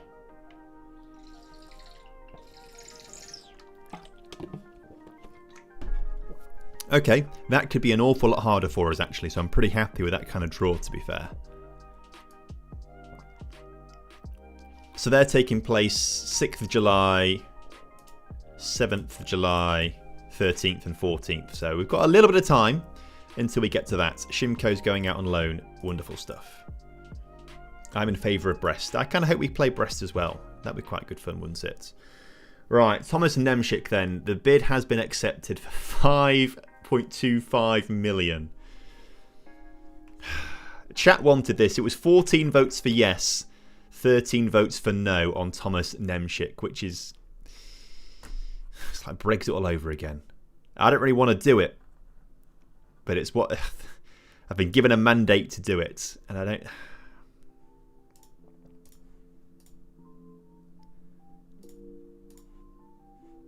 The good thing is he wants like the cheapest contract.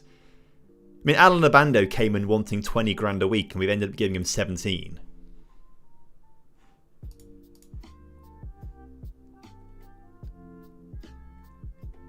So...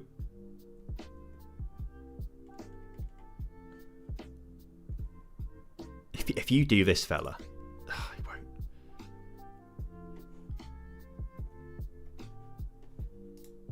Oh, just give him what he wants, okay. It's a very cheap contract in the grand scheme of things. But he's a homegrown in... he's not club, actually. That's a good shout, though, to look at club players. Where did he play for previously in his career? He must have started off somewhere. Oh, Žilina. Okay, Žilina. It's a good point to look for that, actually.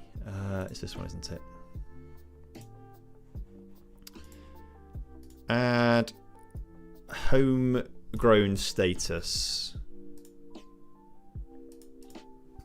at club. We'll say that, shall we?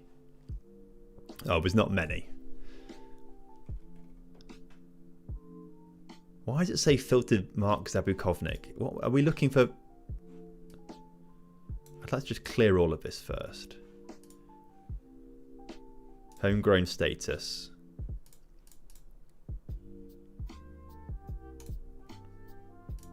It still says filtered Mark Zabukovnik. I don't really understand that and what that's trying to say. There's a couple of players here.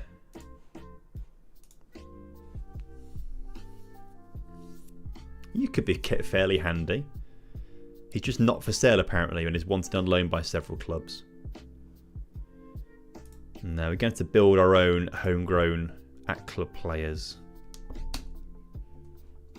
Which is going to take some time. Got plenty in country, just the club ones are a bit difficult. Now, this is an interesting proposition here.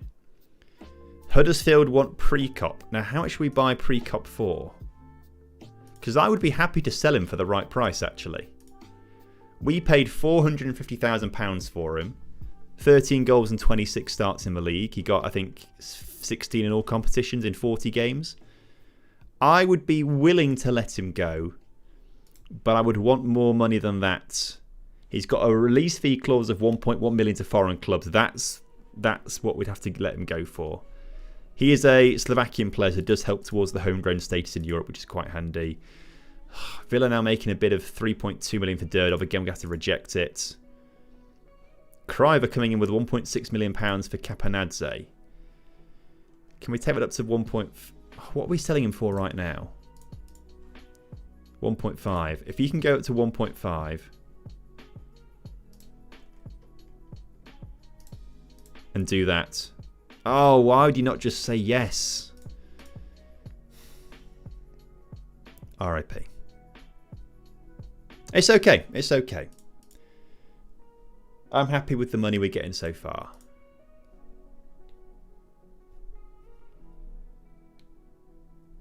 Santos Diber is going out on loan. That does mean we'll probably have to bring in another midfielder. We could do that on loan though, as Saliba joins PSG for £104 million. Oro, off you go as well. Get him off the wage bill. That's fantastic. He joins Sparta Rotterdam. Oh no. Chat. It is here. I don't really want to spend the money.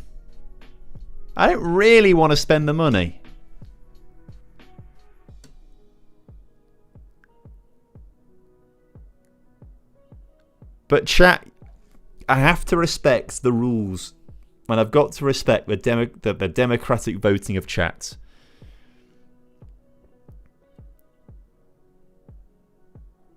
Shouldn't have left it up to chat, lol. I don't know. But I've got to respect democracy. Hit that cancel button. Not worth it. What do you mean democratic? It was 50-50. It was like 52-48. Let's do a snap election and do a new one. All right. Because Christopher has a lot of sway in the chat apparently. We'll have a by-election, a snap election right at the end here. Type 1 in the chat to sign Thomas Nemchik. Type 2 in the chat to cancel the deal now.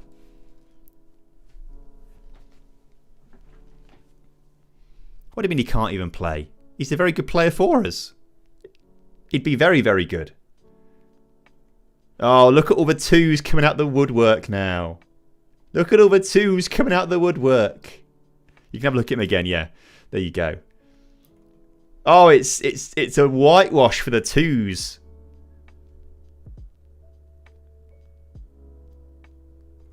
Oh, it's 1, 2, 3, 4, 5, 6, 7, 8, 9, 10, 11, 12, 13, 14, 15, 16, 17, 18, 19, 20, 21, 22, 23, 24. 24 twos in the chat there. Right, I'm counting up from Verizon here. 1, 2, 3, 4, 5, 6, 7, 8, 9, 10, 11. Only 11 ones in the chat. He's not homegrown in club now. Homegrown in country, but not homegrown at club or homegrown nation. Rigged democracy. Look. I feel like I've... Look, if I could half the price of 2.5 million, great, he's in. But I can't half the price. It's cancelled. We can afford him. That's the look, it's all right. It's all right. Tommy Twos, thanks for being a channel member over on YouTube. Much appreciated, fella. Good to have you with us. Thanks for joining the team. We riot. Whatever I did was not going to be a popular choice. What we can all agree on is that in like another week's time, we'll go back in for Ben Kiefer as well.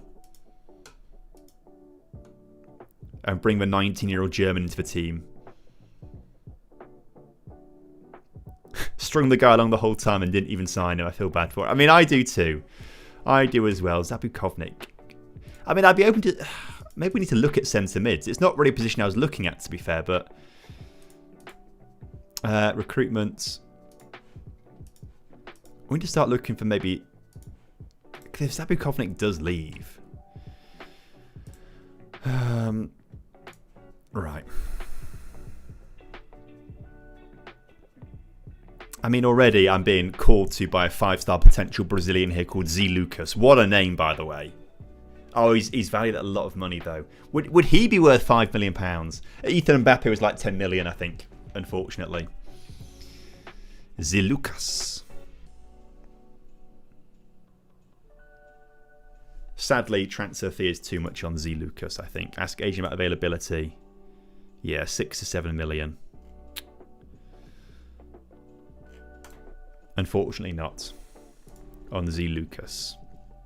I got excited seeing that though. Who else is 5-star potential? There's no actually else 5-star potential, but there's a player here for Partizan called Vanja Dragojevic, which I think I've probably said all wrong. He's a centre midfielder who we could look to bring in. Although he'd go down as a non-EU player, wouldn't he? Which is part of the issue.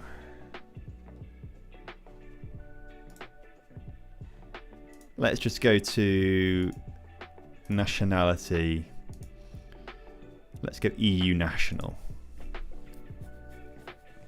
To make things a little easier for us.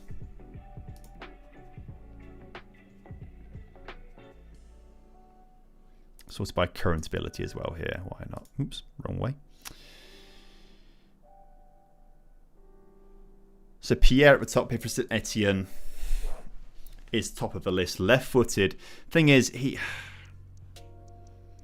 there's the two guys that we've got starting. Karol Blaszko is going to start for us. Left-footed, deep line playmaker. He will start for us. So if we are going to bring someone in to be a backup to him, they can't be as good. And I feel like the other guy probably was a little better.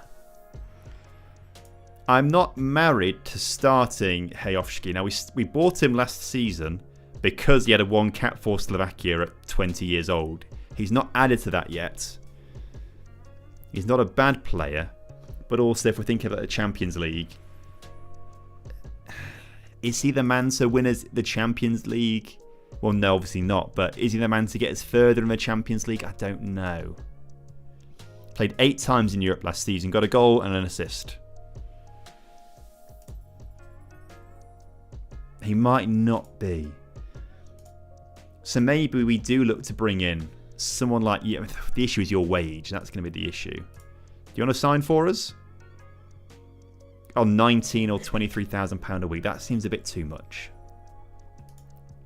He won't back down from that either. So unlucky, Pierre. See you later, Steph. Thanks for dropping by.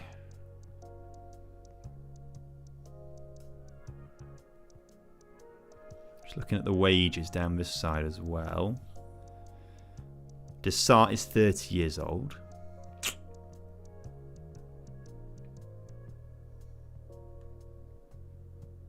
He's not that guy playing for Doncaster over here. True, true. I see where you're coming from. Just want high potential players, really. Who's this guy? No. If we're thinking about progressing, we need to get in players who are good right now. Yannick Bright, an American who's also got nationality, Italian nationality. £2 million. He's wanted by Stoke and Mets, which screams Champions League current ability, doesn't it? But if we compare you to... Oh, you're actually a lot better, aren't you, Ben Hayovsky? Which probably means we should bring you in. We should look at maybe if you can get a good contract. 9 to 10 grand, 11 grand a week. Can you bring that down a little bit? A little bit. It would be a reasonable wage, I think.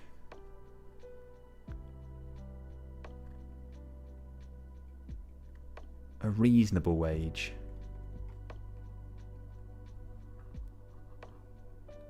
Especially looking at the wage of other players around him. Like, if they're on 8, they're going to want more, aren't they? You're they're 32 as well. And you're 25, so still like about to hit your prime. Juan Sforza. Is more of that playmaker with the left foot. Would actually, maybe, to be fair, replace Blaszko in a way. Not that I want to replace Blaszko, but he is better than Blaszko in basically every area. So if we played him alongside Blaszko and maybe move Blaszko to the more holding role. You want to join us, fella? As long as we pay somewhere between £120,000 and £6.4 million, it could work. What if we compare you to who we just looked at? Oh, it's not going to come up, is it? Who did we even look at a second ago? What was his bloody name? He's not on the shortlist, is he? So, you're on my shortlist. Juan Sforza, Yannick Bright.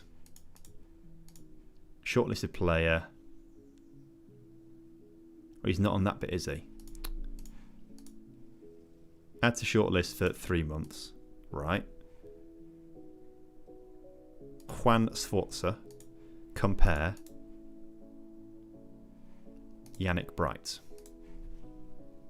And yes, Sforza's the better player there as well.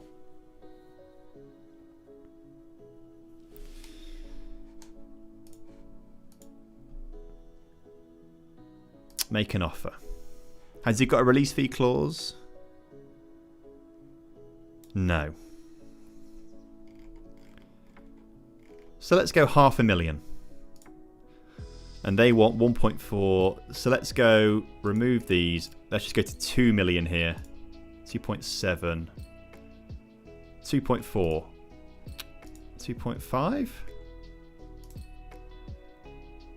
Bonus upon winning top. He's not going to win top goal scorer, is he?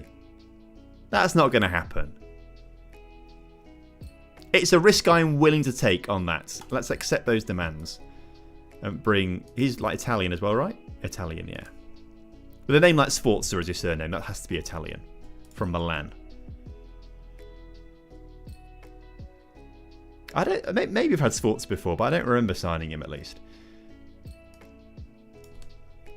There's a good shout from the chat here, though, on Amadou Haidara, but I feel like he's too expensive anyway. RIP. Sforza is going to be good for us. So Sforza wants £10,000 to £14,000 a week as a regular starter. Just bring it down to 10.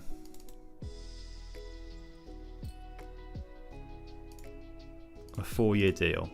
Four years. Okay, that feel like pretty reasonable. That was a pretty straightforward contract. No, not too much negotiating going on there. And Caponedze about to leave to USG as well for 1.5 million. See you later, fella. Have a lovely time over in Belgium. Thanks for your service. But you will not be missed. Shit, does that mean do I have to sign a right back now? I can't actually remember now. Roy Torres. Oh yeah, we do need to sign a right back. Ah, I keep forgetting these things. So he's leaving, Oro's leaving. Oh, they're all leaving out the first, aren't they? Still got 10 million, 11 million after some of these transfers. Has Ramadan gone yet, by the way? Have we ever accepted a... Did Ramadan go? He must have done. I have no recollection of us saying accept on Ramadan. If we go to recruitment history, where did he go to? Ramadan.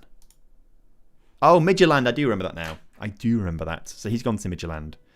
Excellent. What really still annoys me about this game so much is that we sold Ramadan this summer, but he's showing up on last season's transfers still. It just really annoys me. We're not going to sign Z Lucas. If we go back onto this... Ben, he's now got an injury. How bad's the injury? A hernia, 4 to 6 weeks. Hopefully that's not going to be too much of an issue trying to sign. Do you want to talk contracts now, Ben? He does. I can see the enter contract negotiation bit down here. Okay. Enter contract negotiations as a squad player. Look, if we're giving other people 10 grand, we may as well just get rid of these future ways for you to make money and give you 8,250 right now. 1.5 on a 5-year deal. Okay. Remove and exclude. He wants 9 on a 5-year deal, 9 on a 4-year deal. There we go. We've got our man. Ish. Ben Kiefer comes in. Another centre that we wanted. Got potential. Looks very good right now. Will be decent. When it came to right backs. Oh no.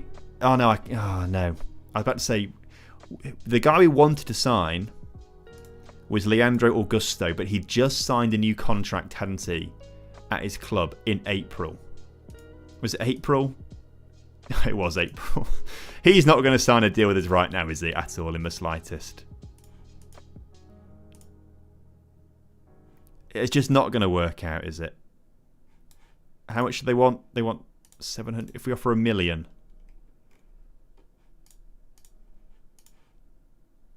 He looks really good. Physically already, like, great. He just won't sign with us, will he? Arsenal.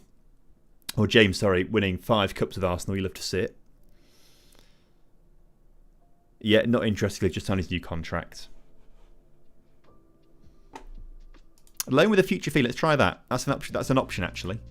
Press continue and wait for it to just sort of reset itself. I didn't think about that. That's a good option.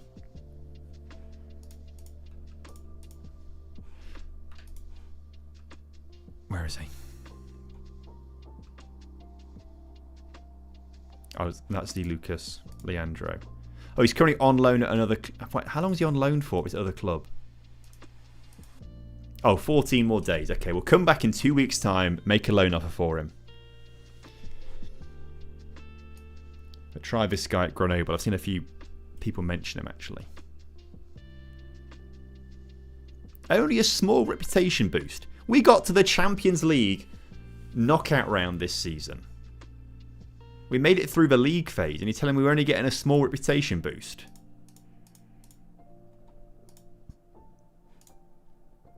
It grew a little over the past 12 months. Bratislava is still the most reputable club in Slovakia. Well, they're rubbish. We keep thrashing them.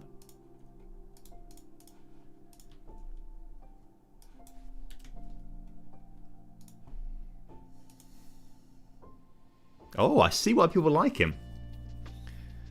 I see why people like him. Although 25 years old, we've already got centre-backs. We've already got some centre-backs. If it was a right-back, it would have been good. Would have been good.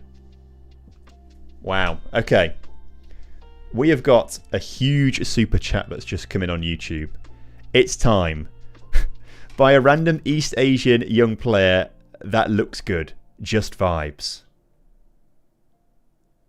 Well, I guess we kind of have to do it now, don't we? Nick, thank you very much for that super chat. That's very generous of you. Thank you ever so much, man. Much appreciated. We can get some more transfer budget here as well. We can get... it's not actually a huge amount. If we go third, we enter the second qualifying round. So if we say we're going to make the third qualifying round, we get £500,000 extra. It only goes up an extra £300,000 going to... We'll just say that. We'll just say that.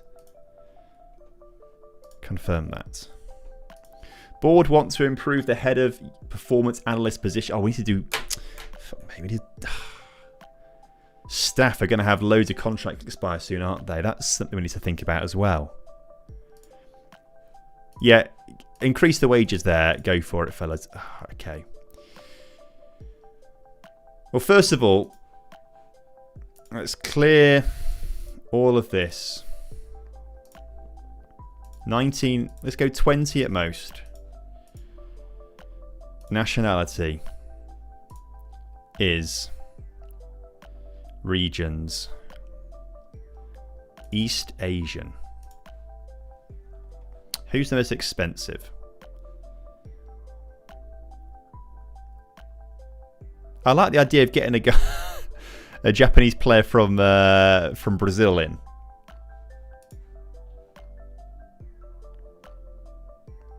However, at 5'3", I don't really think you're the man for it. No.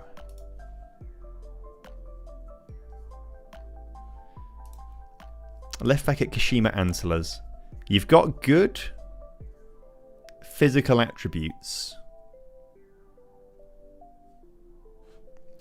None of these lads are going to be sneakily EU. No, I don't think they are they? But if they train at the club for a long time,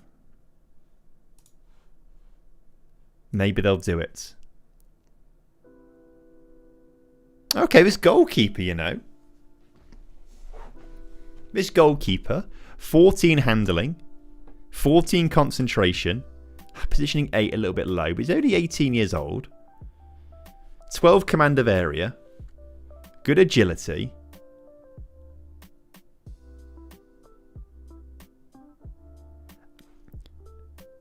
I don't mind this, actually. When did he sign his contract? Over a year ago, it's fine.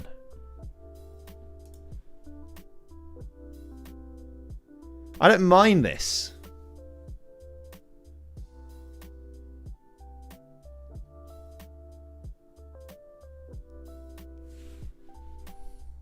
We actually do need a backup goalkeeper, don't we?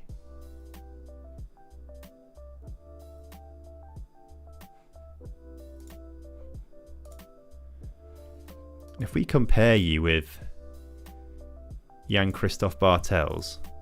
Oh, it's very heavily in Jan-Christophe Bartels. Okay, well, look.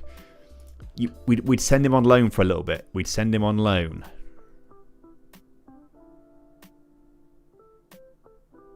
I've literally been sorting this by the transfer valuation.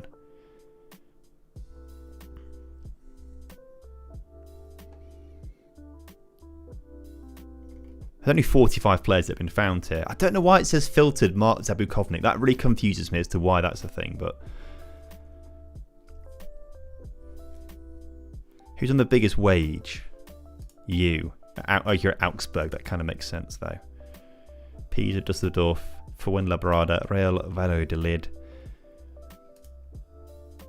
The keeper might genuinely be the best guy to go for. There's a 19-year-old striker here playing in Argentina as well. Oh, you know what? 15 pace, 13 acceleration. He's got a very strong right foot.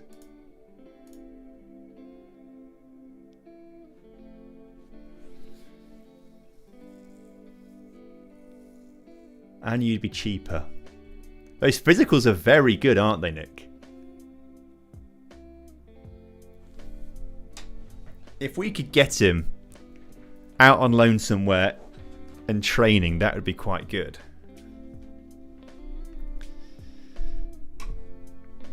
So do we go for the winger / striker or the goalkeeper? Because I quite like the look of that goalkeeper as well, actually.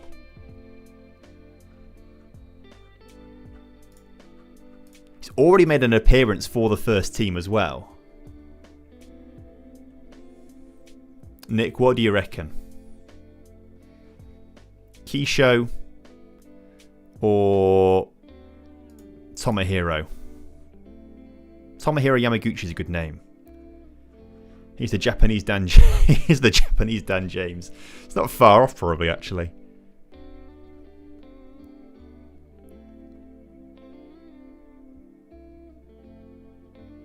We could probably train some technicals and mentals into him. Is he interested in signing for us? That's the real question. Yes, he would be. Would the other guy be interested in signing for us? We can't talk to his agent because he's not got an agent, so I presume he will be. We could just go for them both. And just really go for it.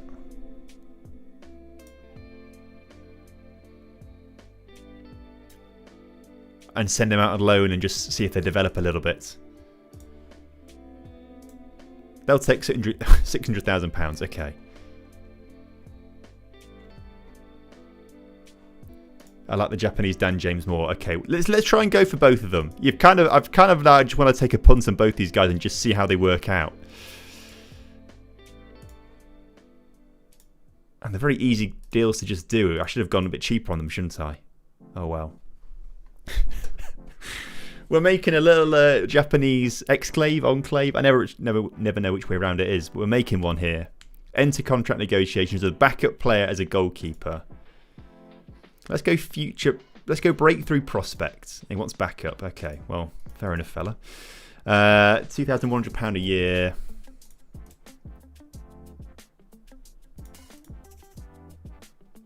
Yeah, why not? Easy contract. And Tomohiro Yamaguchi. Enter contract negotiations. Breakthrough fringe. Yeah, we can do that.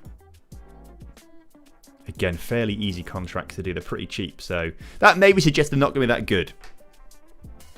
My best mate just had a baby like an hour ago. Wow, congratulations. That's huge news. Congrats to Wordinator's best mate. That's massive. Well done to all involved. Hope everything's all good. I want Davey. No, you can't have him as our backup player for us this season. He's quite good. We want to keep hold of him. If there is an injury to Karabashvili, it's sorted. Ben Kiefer is about to join the club as well. £1 million. Get in here. Welcome to the team. Good to have you with us. We're still right backless, though. That's something we need to work on a little bit. So let's look at this team. Ben Kiefer. I want to start him. Or do I want to start him? No, we're going to keep him on the bench. We'll start Yakov and Pablo Ortiz. Bationo and Kiefer are the guys.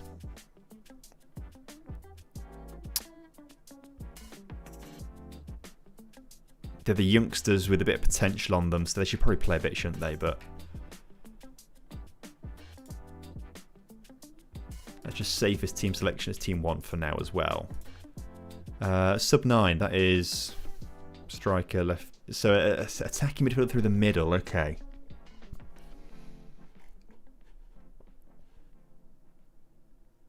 Oh no, Vakancic. Not Ben Kiefer. Also, Vakancic might be a player to leave the club now that we've got those guys at centre-back. Unless we sell Bationo because he's from the Ivory Coast and we can only have 5 non-EU players in the team. That might be the slightly better option. We're still looking for a right-back. Let me just save this team lineup again. Sorry, is 1. What foot has Ben Kiefer got? Right foot. Bationo's right-footed as well, I think, isn't he? Yes. Yeah, he's a non-EU player. Annoyingly, it doesn't tell us the non-EU players on this list.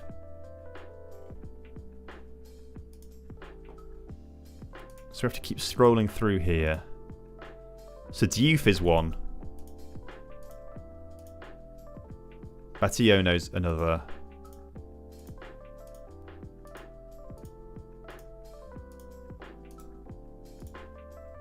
Ortiz is 3. Alan Abando's 4.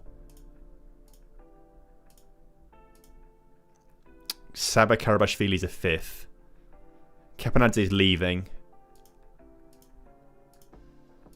So we have 5. So yeah, really, if Bationo's not starting, the other 4 are starters. It might mean that Bationo does have to kind of make way. And let's get Vakancic back on the bench for now.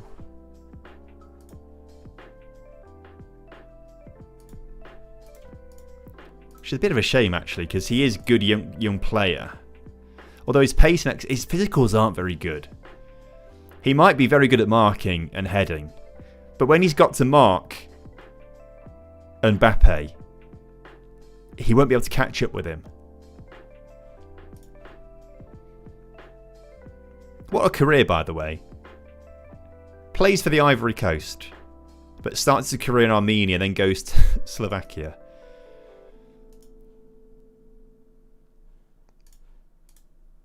No one wants him right now, because I guess we've just not put any feelers out, have we, at all? Okay. Let's transfer list him and see if anyone wants to come in for him.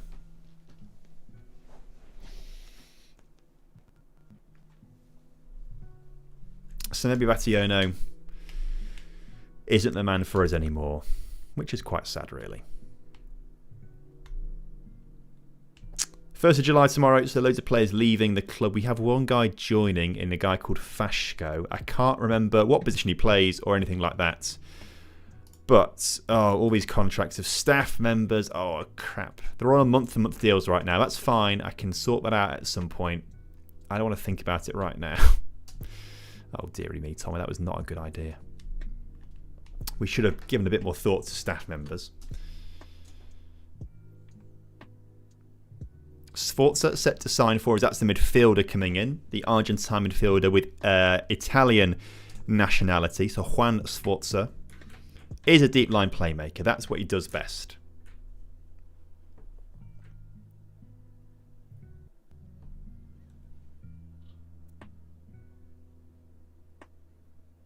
Oh, you 50p to sing Living on a Prayer. As in the song that goes, whoa, we're halfway there. Whoa, living on a prayer. Take my hand and we'll make it, I swear. Whoa, living on a prayer. Living on a prayer. I think I did pretty well at that, actually. That might be so good, actually, that could get copyright strikes. Genuinely. Right. One of the Japanese players coming in, Kisho Tokazane, goalkeeper, is coming in. He'll go out on loan. Fashko is here. Slovakian centre mid, who will probably also go out on loan, if I'm honest with you. I don't think he's quite ready for the first team just yet. But at 6'5", is big. Is big. Transfer off of our transfer room for loans. Get him out as a regular starter, please. Offer him out. How was Morgan Rogers at Lincoln City? He was never as good as Brennan Johnson. We had on loan at the same time, and Brennan Johnson was the better player, I think, when they were at the club, or the more impactful player at least. Although Morgan Rogers was only there for half a season, to be fair. So, but he was good. He was good. I don't think anyone would have said he was going to be one of the best players in the Premier League and like an England international. I don't think anyone would have seen that coming, to be fair, but he was good. So Caponazzi's gone, a few of the players have gone. Whoa! Tons of bids for Bruno Durdov. They are all going to get rejected. Even though some of them are going above £5 million. Oh, shit. I think I just cancelled a transfer. Why would it do that? I was just trying to go through all of these, and then it just, suddenly I was at this transfer, and I think I may have cancelled something. Oh, Eric Precop never joined Huddersfield. Was that what I just cancelled? I don't know. I don't think so. I think actually we may have been okay with that. You didn't cancel? Good, okay. Thank you for letting me know. I did panic a little bit then. Yeah, Fashko not quite ready for the first team yet, so he'll hopefully go out on loan. Hopefully Udvarosh will as well. Transfer off of our transfer room on loan as a regular starter. And we should go back to the under-19s now and sort by potential ability and try and get these guys out on loan. I don't know how old you have to be actually to go on loan, but I'm assuming we can get 16-year-olds out on loan. I don't really know. I know in England it's 17, right? Oh, I cancelled the goalie, did I? Oh, I thought you just accepted that as well. If that's the case, that's so annoying. At least we got the other guy coming, but...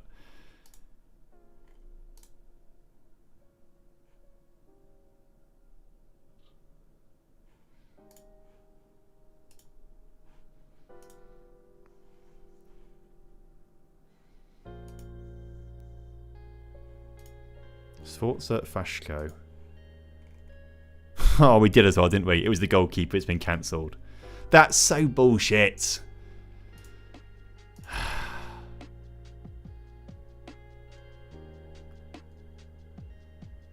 Why would it just... I'm trying to reject contracts for one player, offers for one player. If we remember, we'll go back in for him later down the line. We've got the winger coming in, though, at least. That's really frustrating. Right. Send on intensive language course. Transfer. I'll provide transfer room for loan. Regular starter, please. Thank you very much. Oh, we're about to play Midland in a friendly, by the way. So we're going to see Caponadze straight away. Bids for Battiona coming in. That's kind of surprising. I didn't think we were going to get any.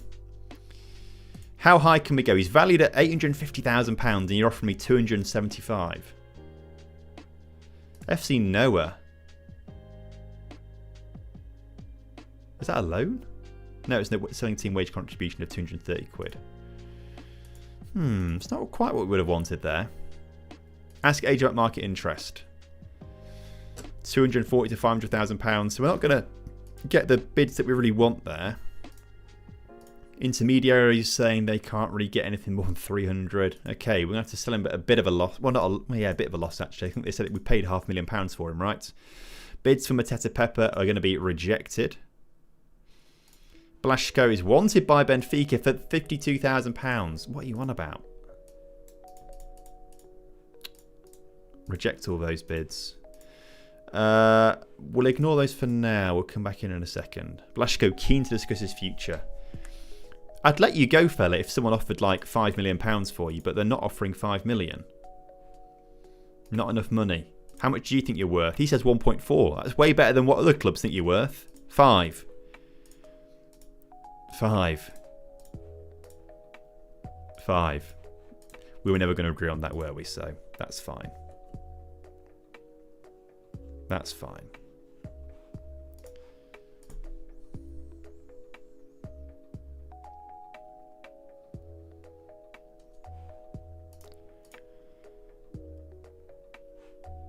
Is that right back finish his loan yet? No, he's not. When did his loan finish?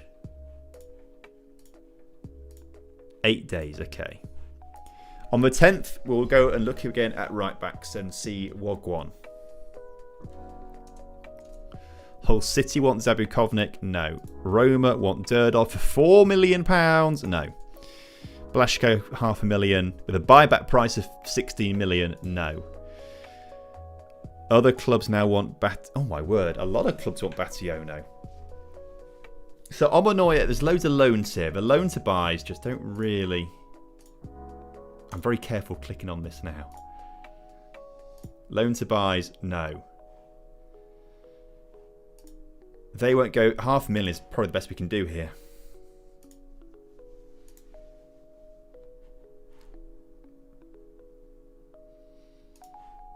I'll accept the one from Apoel as well. Can't negotiate that either.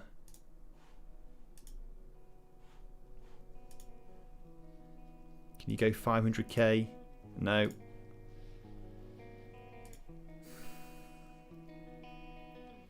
I'll reject the one from nowhere. So it's 2 Cypriot clubs you could go to. That might be where he's going to end up playing football, I think.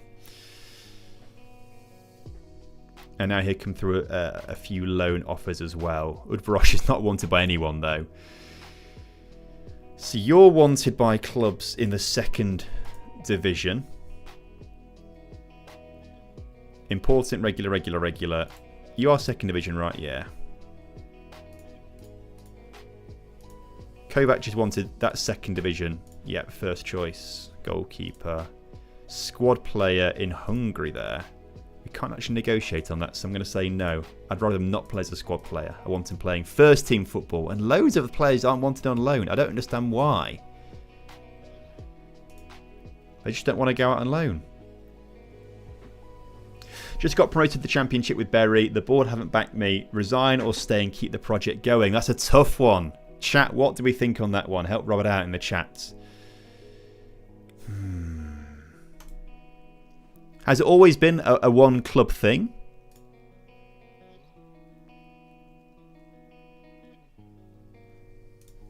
That was weird. I don't know what I was clicking on there, if I'm honest with you, but it seems to work out nicely because Mateta Pepper said it's none of our business, so I presume that means I've done something good.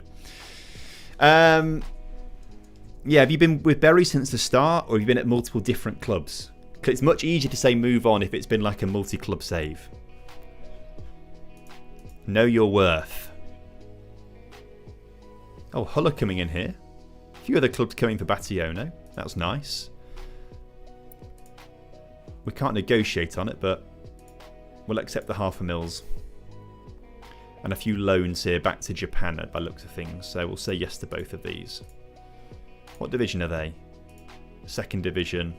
Second division. That feels like a pretty good level. Want to rebuild them after they went bust. They've been there 7 years. Oh, I think you've got to weather the storm. Keep the journey going then.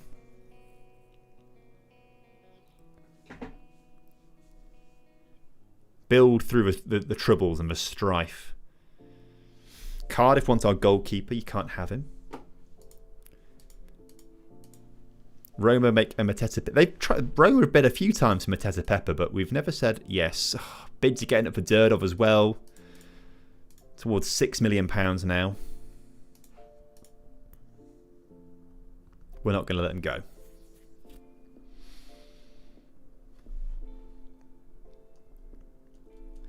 Porto making a £1.7 million. Blasco $500,000. We're turning down some big bids for our players now, chat.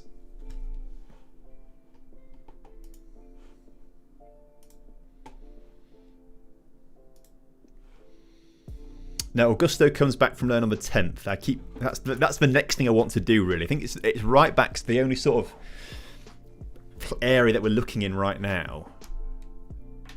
How much have we even spent, and how much have we got left to spend?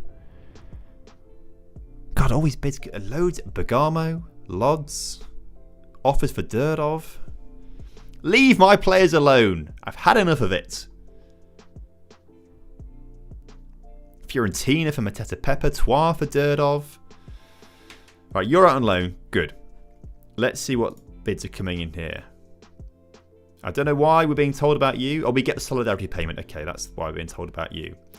Right, Durdov, Troyes, Roma, Karlsruhe, and Juventus interested. They're all 4.3 plus. I'm afraid we're going to have to say no, Durdov. 6.25 million there. I'd say it's, a silly thing to reject, but actually, we've still got 7.6 million to spend. We haven't really done a whole huge amount of spending. We don't need to sell. I don't really want to sell. And we should do a bit more buying maybe at this stage. And see what we could get. Clear this search. Let's just do a quick Wonder Kid search. I say quick. Who have we got scouted out who's 20 years old at most and has got really good potential ability? We'll search by current ability. That might be a bit easier. Right. Luca Andrade. We've got this guy scouted out from Uruguay. Sorry, plays in Montevideo. He's Argentinian though. Is a winger.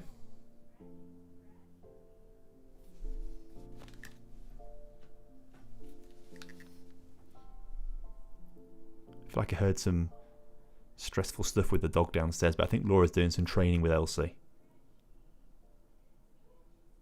It's good girls that I'm hearing. It's not like, Elsie, stop biting me. It's good girls I can hear. She's been good this week, Elsie. She's been really good over the weekend. She went to her first puppy class on Saturday.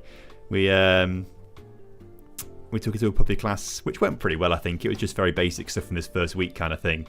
But more like how to try and avoid the puppy biting kind of stuff. And it was kind of obvious kind of stuff, but you don't really think about it when you just got a new puppy and it's like, oh, it's cute, you're biting my hand. It's quite cute. Ah, that hurts. And then you've got to stop that. So actually it was quite useful for that in regard. Do we like Luca Andrade, by the way, chat? We don't need him. But I wouldn't say no to hoarding him. Durdov's contract is a good point. We'll double check that in a second. He won't want to sign a new one right now. We have to remember as well the non-EU nonsense as well. That's annoying, isn't it?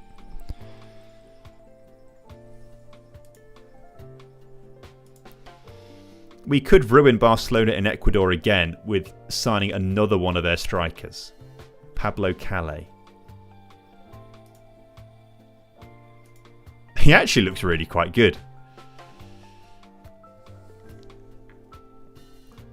Determination is 7 though, and someone said determination on the previous guy wasn't very good either. 5, yeah, I see what you're saying. It's a bit annoying.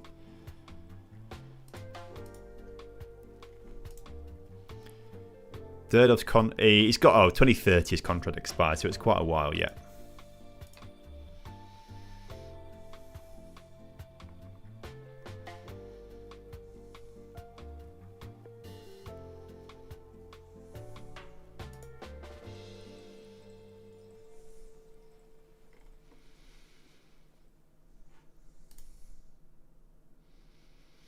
Sorted by potential instead.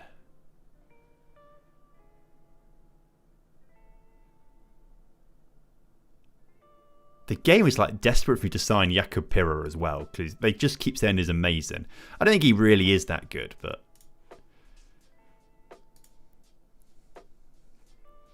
let's just see who's like the very best player we could possibly sign right now. Free transfers. I can't spend the money if I try, chat, at this stage. I'm desperately trying to spend the money.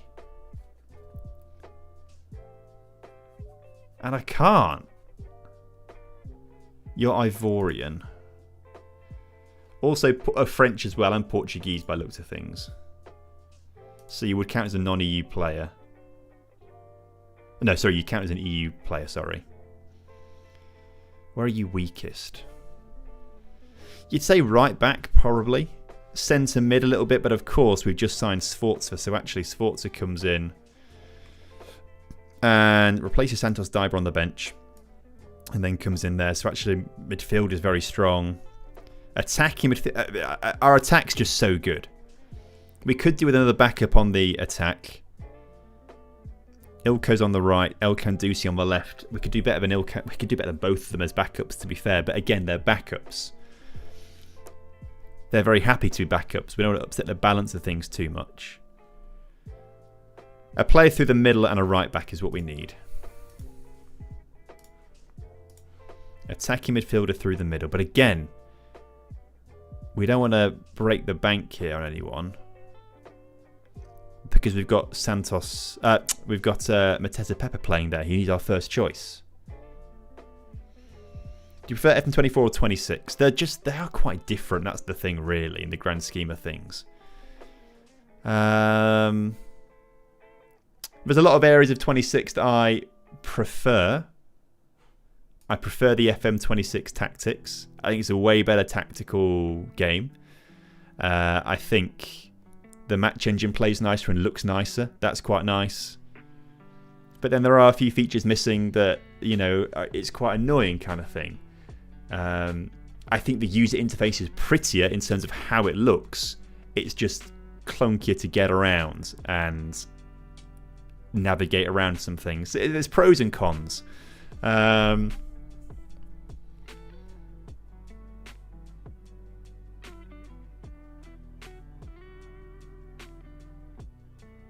think maybe FM24 is the better product, but that's not to say that FM26 is bad. I don't think. I think it's quite good. And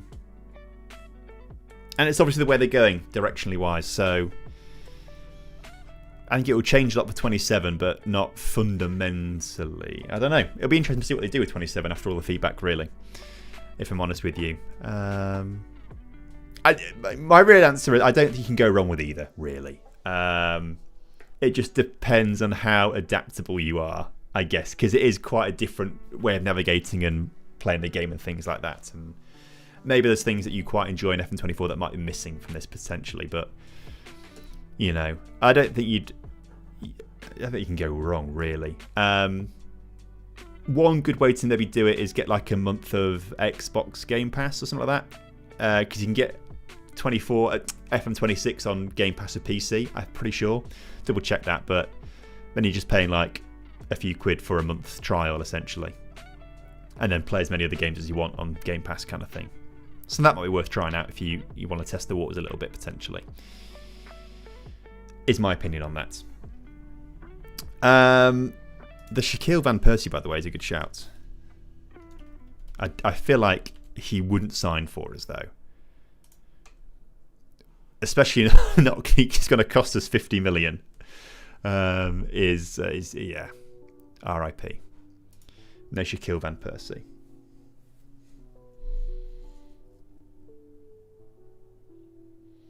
$150 hours in, I'm hopefully addicted. Didn't think I would be. How chat? Talk to me.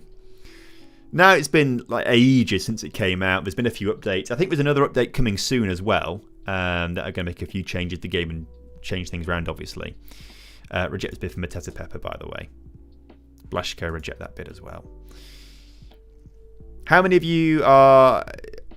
Yeah, so tell me your thoughts on FM26 now, after all of the time playing. 5 hours max, just can't get into it. But obviously you're watching an FM26 stream now, so obviously you've got a bit of interest, right? Is that what I'm thinking, or it's just a nice background noise? 9 seasons. I like the updates. They definitely helped so far. I think the updates were very, very essential, weren't they?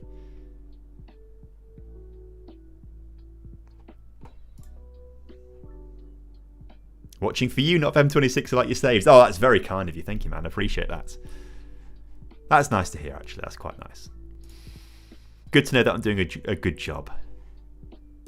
Reject that bid there. Again, just everyone wants our players now. We're getting to £2 million now from Mateta Pepper. Blashko's not leaving either.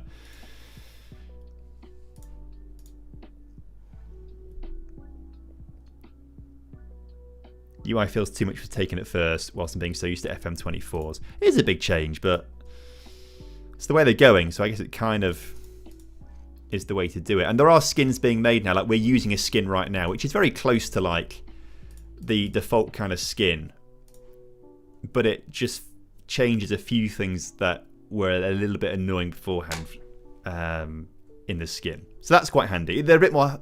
They're slightly more complicated to put into the game, because you have to put it into some back-end files, essentially. But it only takes like 10... You can follow the tutorial very easily, and it only takes like an extra 20 seconds, probably, I would say, to doing skins in 24. But it's just a very different way of doing it, essentially.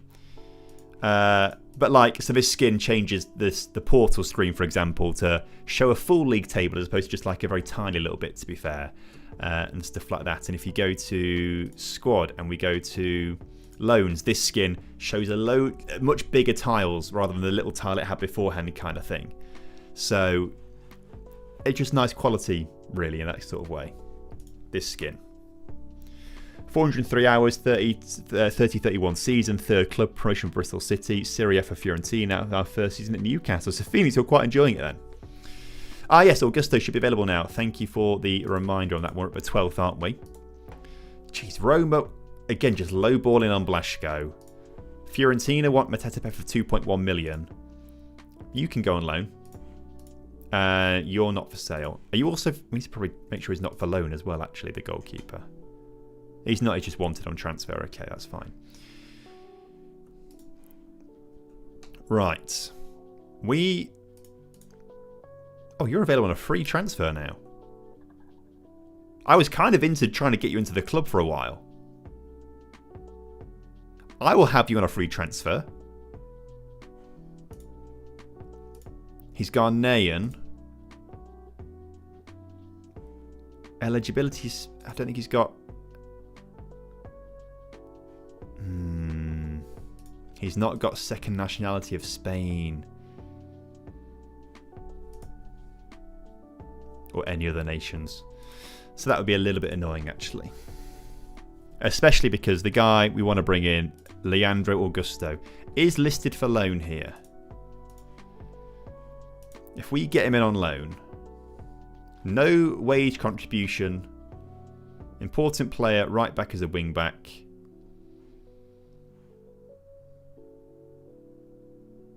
So can we also add in...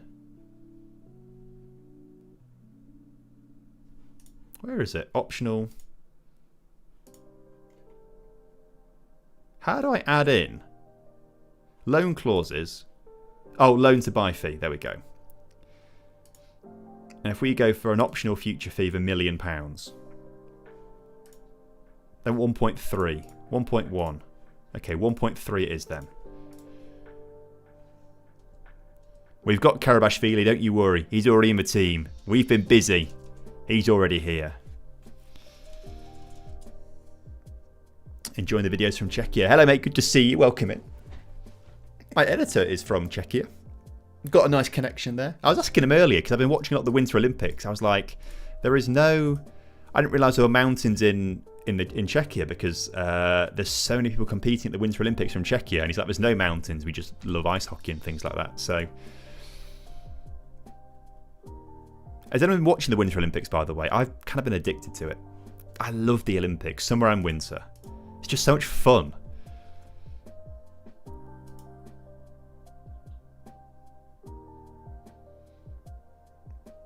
Oh, if we want to buy back our old goalkeeper, we can do it for £15.25 million now. Okay. Oh, so many clubs want Blasco. Leave him alone. Roma. Why do Roma just constantly want to just dick on us with transfer offers? I enjoy the curling. Oh, I watched Britain lose earlier. Well, I think we lost. I saw us go 8-3 down, so I was like, I'm not going to bother watching the rest of this now. To be fair, I had to start the stream, so that's why I had to stop watching, but it was at the same point, so I was like, oh, no. Let's get out of here. Bationo's off then. Oh, no, he's not off. That's just another bid coming in for him. Can you just decide on a club, please, mate, and leave? Durdov, reject that bid. Reject that bid from Mateta from Porto as well. Have that Brazilian club accepted a loan yet? Is Britain winning anything? Well, curling we're very good at. We're very good at skeleton as well, which is the one where you go down the bobsleigh track but on your own head first, which sounds terrifying. We're quite good at that. We came fourth in... Now, I can't remember what it's called. It's like you go down a hill on some skis and then do a few flips. And it looks pretty cool. We came fourth in that. Apparently, the lady who came fourth in that for us won gold at like the World Cup or World Championships like last year. So she was in the medal shout and they just missed out on the medal, unfortunately. I think there's actually someone right now, potentially. It may have even finished by now. Let me just check on BBC Sport. There's someone doing the same thing, but in for snowboards. Figure skating, yes, meant to get some medals there, I think. Or you could get some medals there. Let's have a look. Oh, no way. Oh, no. So the skier who does the flips came fourth, and the snowboarder who does the flips came fourth. Oh.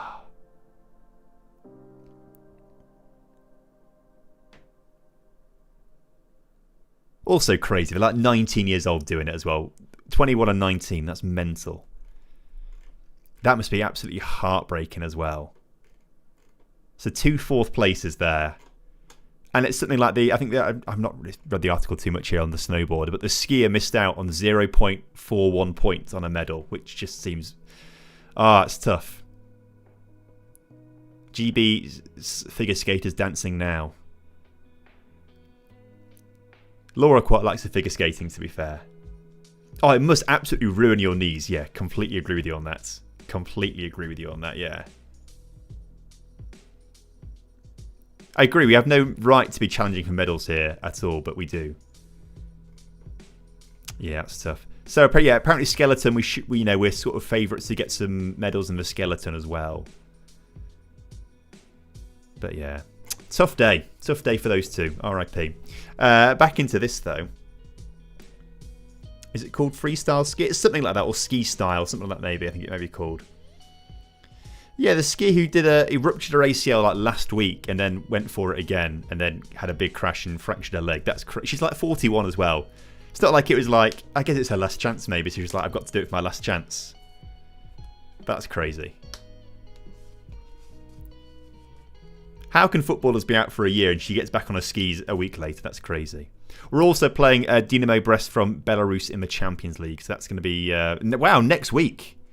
Games coming up very quickly. Lindsey Vonn, that's it. I remember now. Lindsey Vonn, yeah.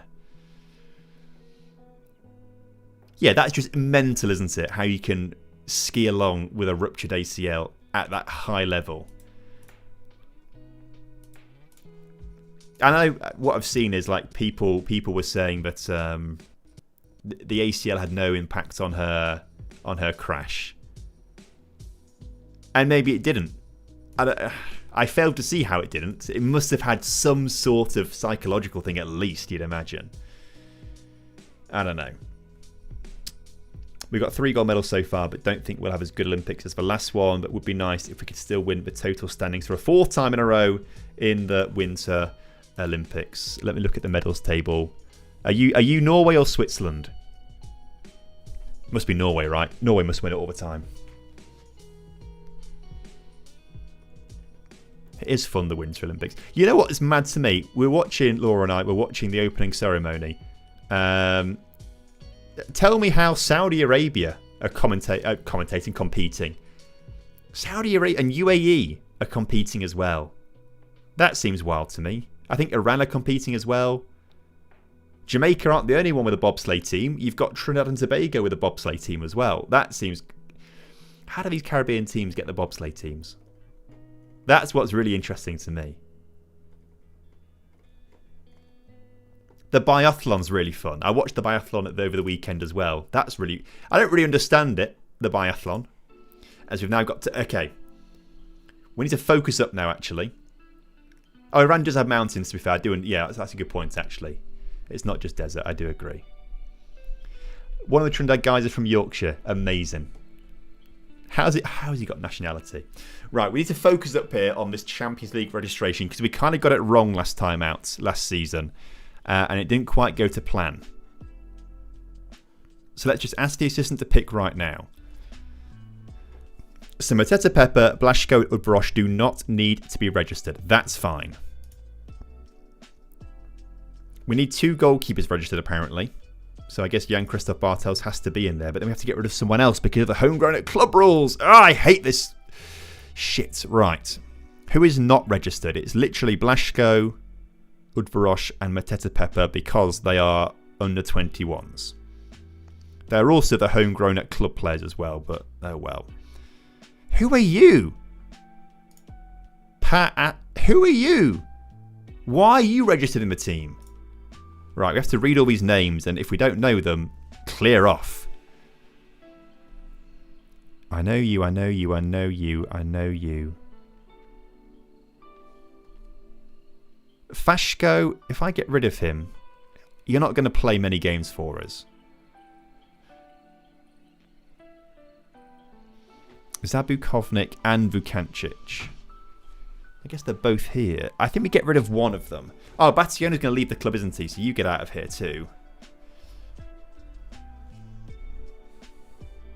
You're staying.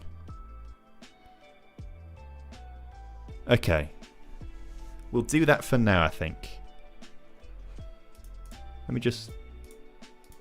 Anyone sneaking in here? No, thankfully not. So we've got the 2 goalkeepers.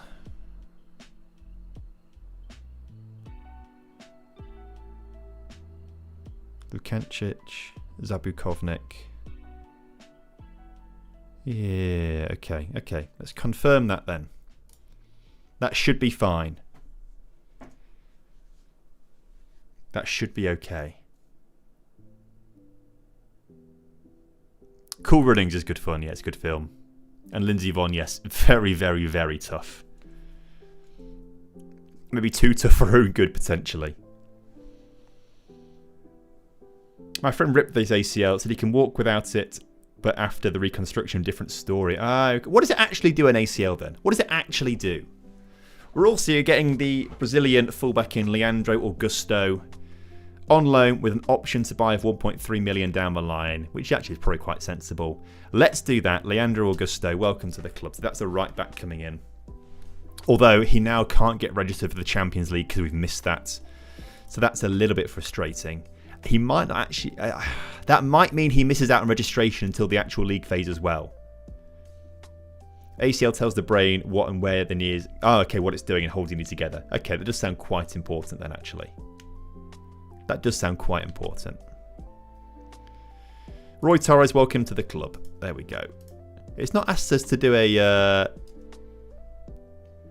language course for him either.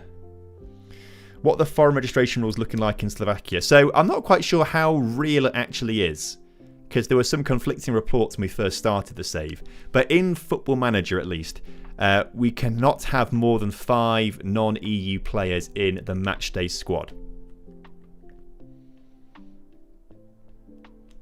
Ruptured all 4 of my ligaments in my knee, and my meniscus was ripped from the bone. That was fun. Oh man, that sounds tough. I've definitely done something to my knee. Like it was December 2024, and it took like a good 10 months for it to really. I don't know how I really did it. Oh, I know I did it. I was doing squats, and I probably just got a bit too heavy on them, and something happened in my knee maybe. And it took like 10 months, but there was some. I never really got it checked out. Maybe I should have done. I kind of diagnosed myself as like maybe a slight MCL strain or something along those kind of lines, but maybe I should get it checked out one day, but who knows. Not too bad. Sounds like everyone's dealing with the Italian. Oh, the Italian one can just get in the bin. I have no idea what goes on with that half the time. No idea. Durdov and a Spezia shirt, no. Blaszko, can I just reject all these bids now? Blaszko, oh my word, there's 12 bids for him. How do I shift all? How do I? Oh, all 12. Reject them all. Mateta Pepper. Reject all. Oh, you've not left the club yet, Bationa. Okay. Why have you not left the club yet?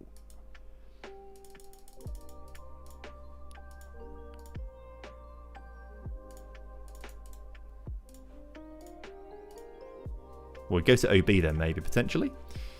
Oh my word, 8.25 million there for... Well, I say 8.25 million. It's only 1.7 guaranteed. A lot of it is like after international games, which he will get, to be fair, for Croatia. But again, we're going to reject that. And the bid from Legia Warsaw, which is a lot more guaranteed, to be fair. Yeah, Augusto here on loan. He's here on loan. Optional future fee of 1.3 million down the line.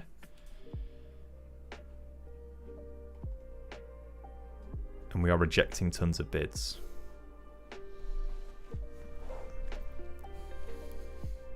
Ruined both my knees by standing incorrectly. Due to this, the inner of the 4 muscles undeveloped, so when crouching, the strength on the other 4 can cause the kneecap to be pulled across. Ooh, that sounds nasty, Xeon.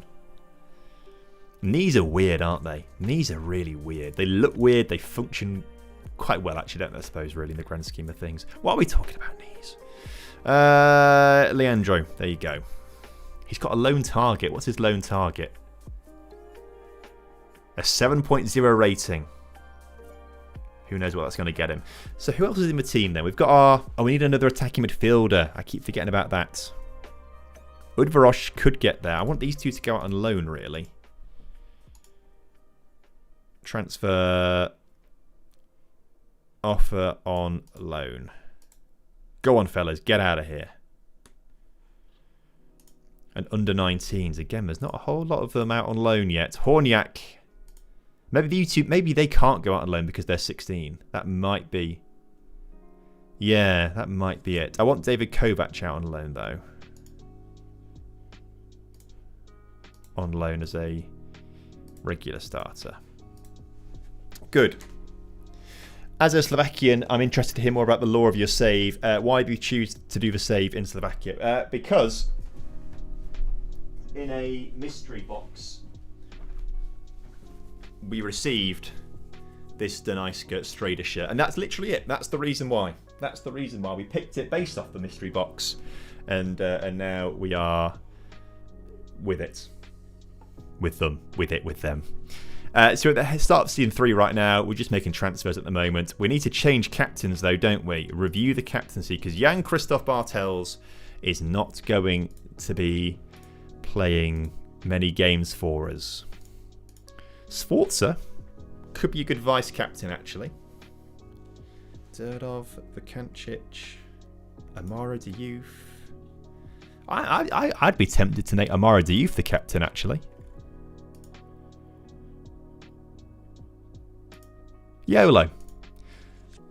Amara Diouf. We're going to upset Jan-Christoph Bartels here, but I don't care. Amara Diouf, the Senegalese wonder kid, is now the captain.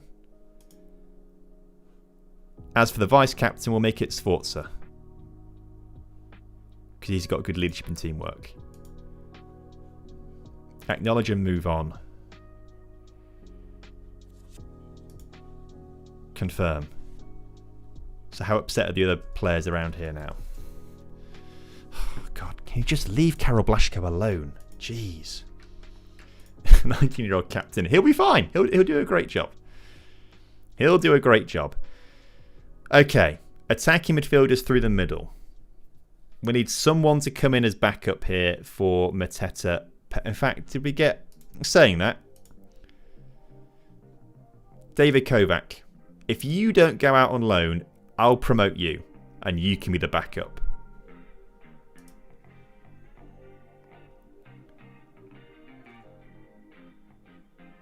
If that's my promise. We'll see if he gets any bids coming for him in the next few days. If not, he becomes backup.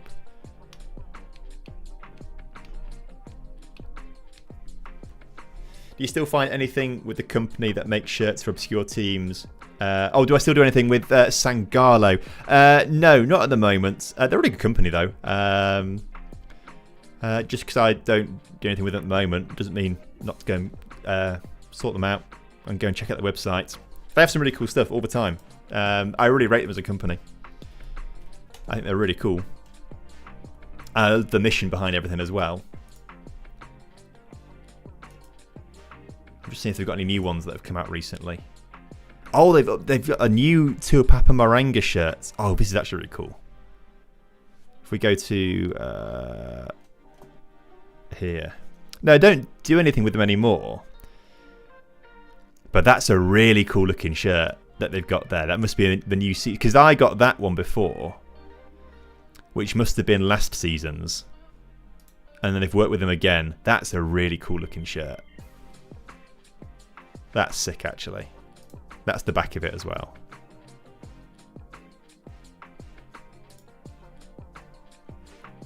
And then... Oh, yeah, they've got quite a few new ones. I like this one.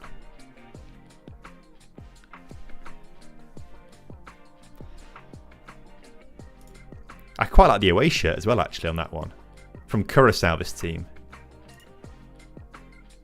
I like the little collar on it. It's quite nice. And clearly they're all about the gym. Two arms locking, like... Yeah, look, they've got like a dumbbells thing on there. That's quite cool. These Icelandic futsal... We never did one with the futsal shirts, but these are really cool futsal shirts, because obviously we're not in the game, but it's a really cool looking shirt. With the polar bears and stuff. They're quite nice ones. This is quite cool as well, actually. This looks quite moody. That's really cool, actually. From Suriname, this team. I think I prefer the front of this shirt, the blue one. Anyway, I don't do any work with Sangalo at the moment or anything like that, but you can always just try and see if my codes always work on there. I can't really actually are. Did I even have any codes? I can't remember. It's been such a long time to do stuff with Sangalo, but they are cool, and I really like them as a company. So maybe one day we'll do a bit more stuff with them again, but we'll see. Also, Kamiko, thank you very much for the raid. Much appreciated, fella. Welcoming raiders as well. Glad to have you here with us. We are going through the transfer window at the moment. Lechia Gdansk now want one of our centre-backs, which is good because we don't want this centre-back. So if you want to give me £600,000 there. 150 there, 150 there. I feel like we can get a really good deal here. Oh, they accept it as well. Could get £900,000 for him. That would be pretty good. Good idea on the Kovac promotion as well. There is a bid for him, though, as a regular starter from a team in the division below. That's going to be more beneficial for him. So we'll do that. We'll get him out on loan.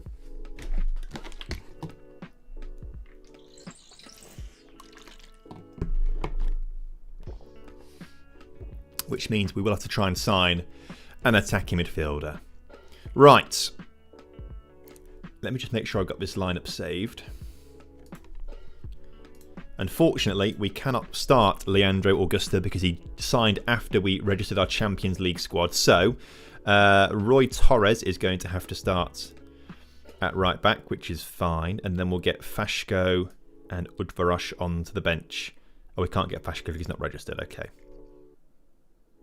Everyone else is registered, though. So this is the team then, chat. We're getting into some games here. We're getting into the Champions League game. So we're in the Champions League second qualifying round against Dinamo Brest from Belarus. Lincoln Red Imps did well to get through their first qualifying round. Well done to them.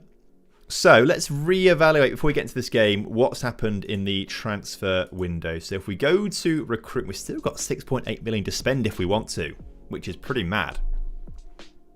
But if we look at our recruitment or transfer history, we do have to drop back into last season because annoyingly it just is crap like that and you have to I don't know. I hate how it works in Football Manager. In every, since like FM 17 and 18 and 19, it just never lines up. When the new transfer window starts, start my new transfer history at that point. Like these go down as last season's transfers, even though I made them for this upcoming season. So if we sort it on dates on this side, we let go of Amar Ramadan. He was the biggest out of the club, 2.5 million to Midtjylland. He was a left winger, but was never going to start ahead of Diouf. He wanted more game time, and I said, okay, fella, off you go. Clear off. See you later, Amar Ramadan. So he left the club there. And Fane also left as well for £130,000. But we spent big on Jakov Galika. Centre-back from Croatia. Has got fairly strong left foot, very strong right foot. It's a really good player to have. And I think it's going to be a really big improvement to our back line at 23 years old. We then also... Why is it? Oh, okay. Last season. Brought in for £2.4 million, Alan Abando from Ecuador. 14 international caps already at 21 years old. He's got good pace, okay acceleration, very good composure, good finishing. Should be a decent striker for us. He's got high potential. He's on a lot of money per week at £17,000. By far the top earner at the club.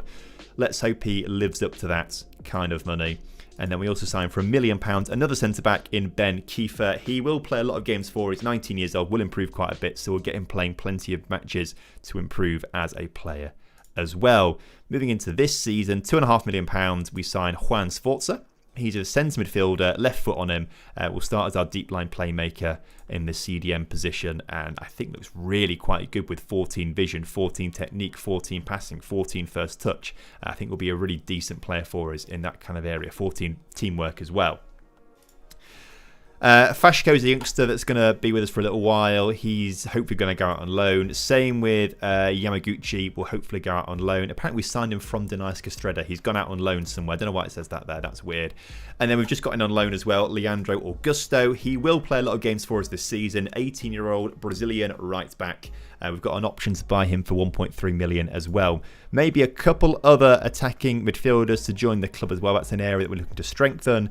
Marko Tolic is what we're being told here by the Wordinator. That'd be quite handy.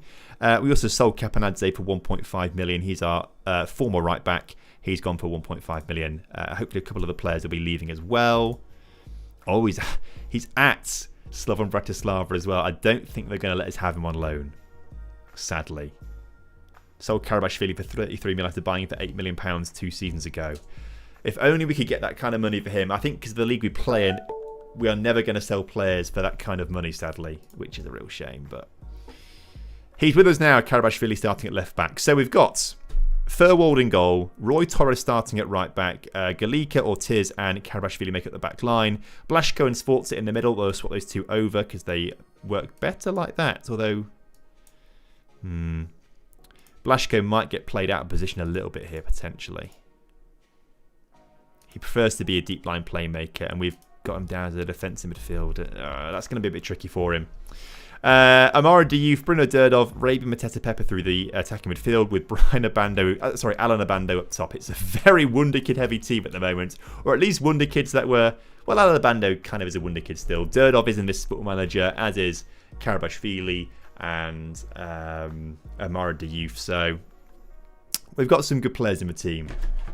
Hopefully they develop nicely and play well for us. Let's address the team here heading into this Champions League second qualifying round game at home this evening, as we listen to that Champions League music for the first time this season.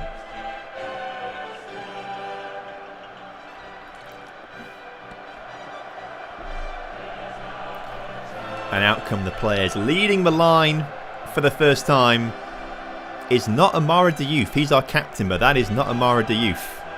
That's Roy Torres leading the team out. He's not our captain. I don't know why he's leading the team out.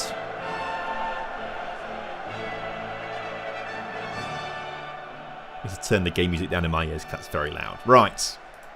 Kick-off time then. Alan Abando gets his first touch in a competitive game for us as he finds Saba Karabashvili on the near side of the pitch, and the game gets itself underway. I do like how the skin looks that we're using in the match. It looks way nicer than what they've got default in FM26.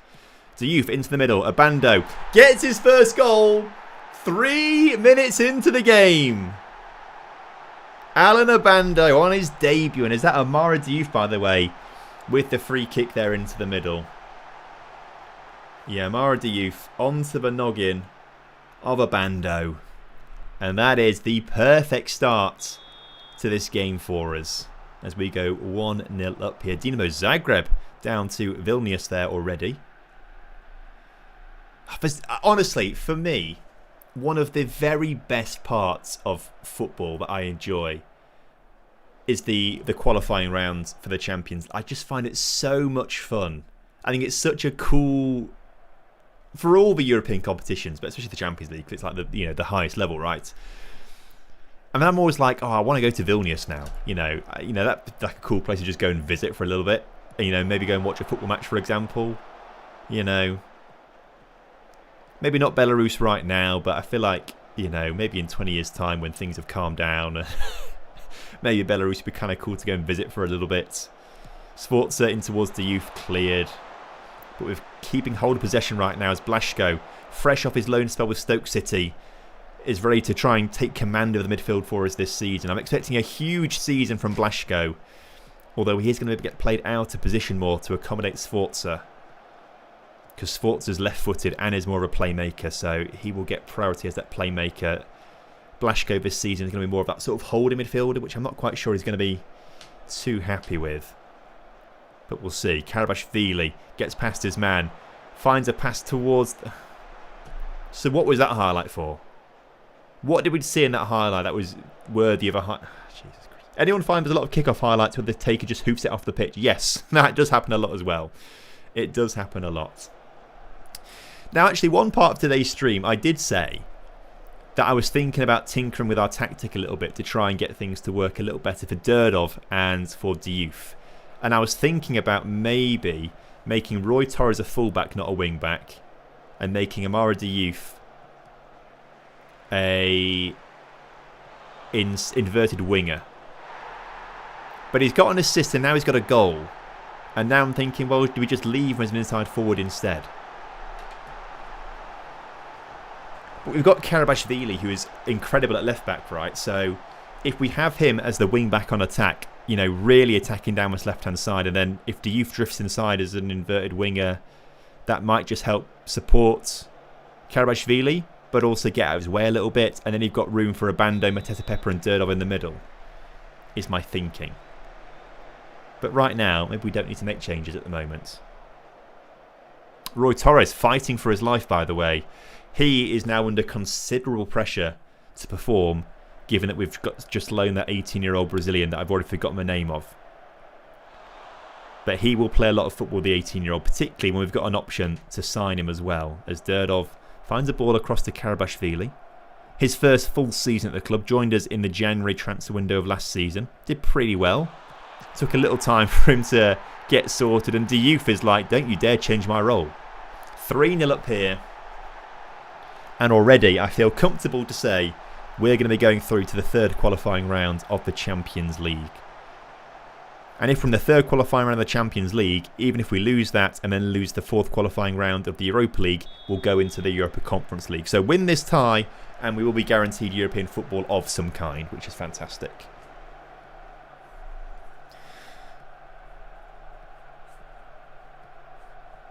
But here come the Belarusians with a great ball over the top there.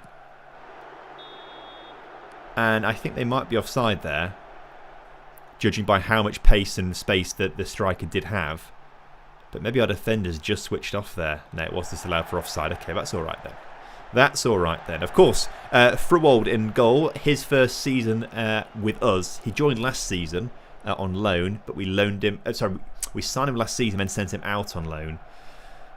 Well, he actually did really well in the Czech Republic, so he has come back here to be our first choice goalkeeper this season, and I'm excited to see what he can do. The goal needs to be cancelled for playing a striker with a number 88. I kind of agree with you on that, to be fair. But I do enjoy sometimes giving rather stupid numbers to some of my players, but that's just the way it is sometimes, right? I like giving a number 99 or a 46 out sometimes to players. And to be fair, Mateta Pepper for us, he chose number 93. He's always been 93 since I've been here, but I kind of like that he's got number 93. It's like a brand for him. RMP 93, which kind of rhymes. Half time, 3-0 up. Happy number of shots on target so far. Keep it up out there, fellas. Keep going.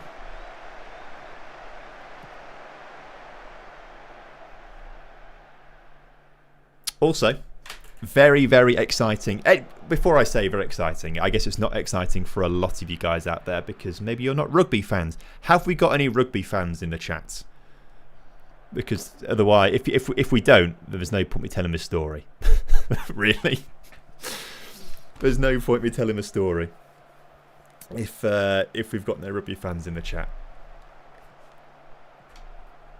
And by the silence so far, I'm getting concerned. It's my stream. I'll tell my story. Rugby league, not union. Oh, come on. Wide of the post. Yeah, we're talking rugby union, obviously. We're not talking league. We're not talking that wuss game. We're talking the proper stuff, union. But there's at least three rugby fans in the chat, and at least 2 rugby union, because I'm assuming if you say yes, you just mean union anyway. The Rugby World Cup is in Australia next year in late 2027. And World Cup tickets are going on sale soon. But essentially, World Rugby have taken a leaf out of FIFA's book.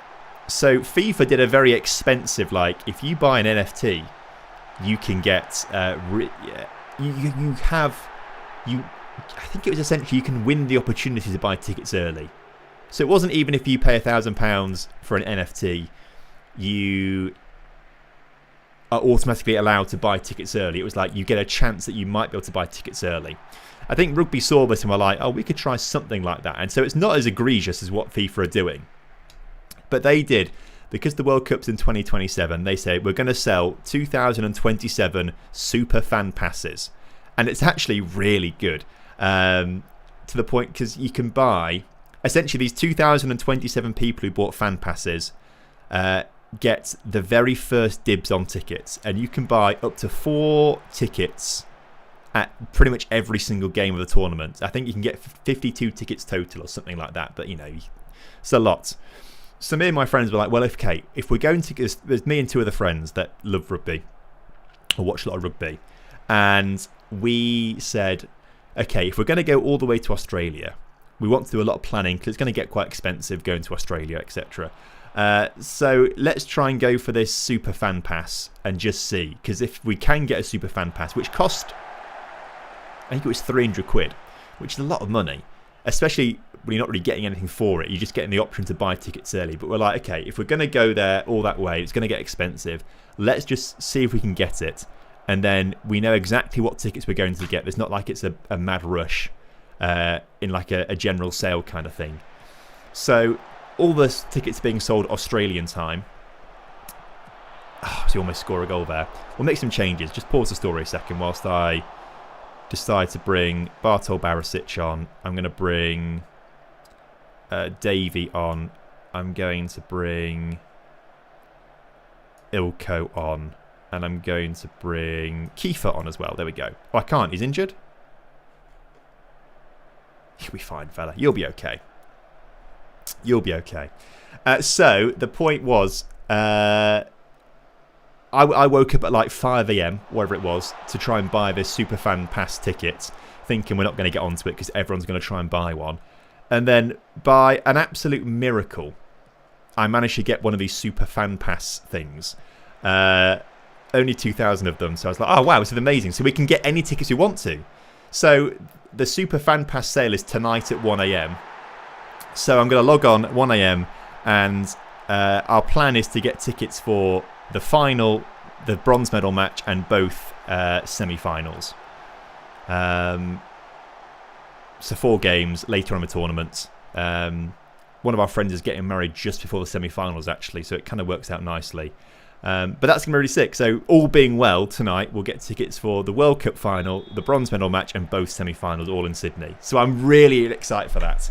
And then it's all about saving up for hotels and stuff because they're going to be a fortune, I'm sure. So yeah, that is my story. Quite a long-winded story, but that's what I'm doing tonight. So I've got a late night tonight to try and get all that sorted. But I'm very excited. We went to the World Cup last time out in France. And we also got very lucky with tickets there as well because that was all a free-for-all. It wasn't like any pre-sale. It was just like, day one, go for it. Get your tickets now. And massive queues online. You know, you try and queue for tickets for like gigs and sports events. It's like, you are like 10,000th in the queue. That kind of thing. The queue was not moving at all. So I was looking on Twitter like, are other people complaining about the queue?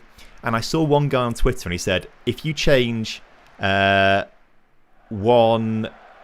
you change one number in the URL, it was like, you know, rugbyworldcup.com/ticket/ I don't know, like 1 2 3 4 5 6 7 8 as like the link, and you're in the queue, and it's like if you change like the number 9 to a number 1, you go straight to the front of the queue. And I was like, I've got nothing to lose here because I'm like 20,000th in the queue. Tried it, went straight to the front of the queue and got these tickets. So that was a real, like, we've been very lucky with like rugby tickets. When we try to get rugby tickets for some reason, we get very lucky. So hopefully we get lucky again tonight and can get in early enough to get the final tickets in the seats that we want, because they are extremely expensive tickets for the final. If you want category A tickets for the final, it's £1,000. Obviously we're not going to go for those. We're trying to go for the cheapest ones, but I doubt there's going to be many of the cheap ones. So get there first, get the cheap ones, and it should be okay. That's the kind of plan for that one, to be fair. So fingers crossed with it all, as we win 4-0 there against Dynamo Brest from Belarus. Oh, music is playing. That's good. Okay. I was just panicking. Why is it not playing? Sorted. Forgive my American ignorance. What's the difference between union and the other options? So rugby union, rugby league. Rugby union, I think, essentially, it's like a bridge between American football and rugby league, sorry. So rugby league kind of sits in the middle to me, with how it all kind of works, because in rugby league, when you get tackled, essentially everyone has to roll away and you have like a bit of a restart. Someone else gets tackled again, stop, restart. It's kind of a bit stop and start-ish kind of thing. And no scrums, obviously, like they say in the chat as well. Or at least not as frequently, at least. Whereas union's a lot more tackle, big maul, ball pops out, carry on. Like there's no sort of breaks in play kind of thing. It's nuanced, really. Slightly different scoring as well, which is a bit weird. But union's just the better one. Union's the better one, in my opinion. And most sensible people's opinion, if I'm honest with you. That's how I see it, at least. That's how I see it.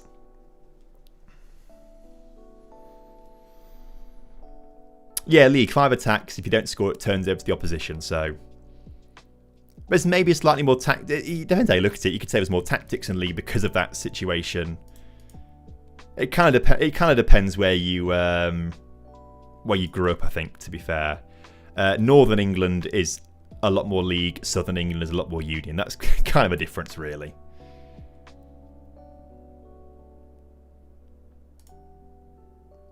Oh my god, £11 million bid for Durdov. Although it's 3.7 starting, rising to 11. Let's reject that. Oh my god, am I being stupid rejecting that? Oh, I did not know League was 13. Genuinely, I did not know Rugby League was 13 aside, not 15 aside. That's actually new information to me. But again, I've never really watched League. I've only watched Union, so... But that's genuinely new information to me. Right. Oh my word, I did not look at the time. Right. We've gone over a little bit even this evening, to be fair. We've gone over a little bit. My plan was to finish a bit earlier than this because I need to look after the dog and let Laura go to bed, etc, etc. So, as Kovac's about to go out on loan, excellent work. We're almost done with transfers. I think we can do a little bit more business. Next time out. I think Bationa's got to leave. Hopefully Fashko goes out on loan. That would be quite nice. I'd like Udrosh to go out on loan as well, to be fair. We could bring in one or two other guys coming in as well. And then I think we probably should be sorted, I would say. But still a bit of work to do. We're back streaming again on Thursday later on this week. Same time, 6:30 on Thursday. So look forward to that one.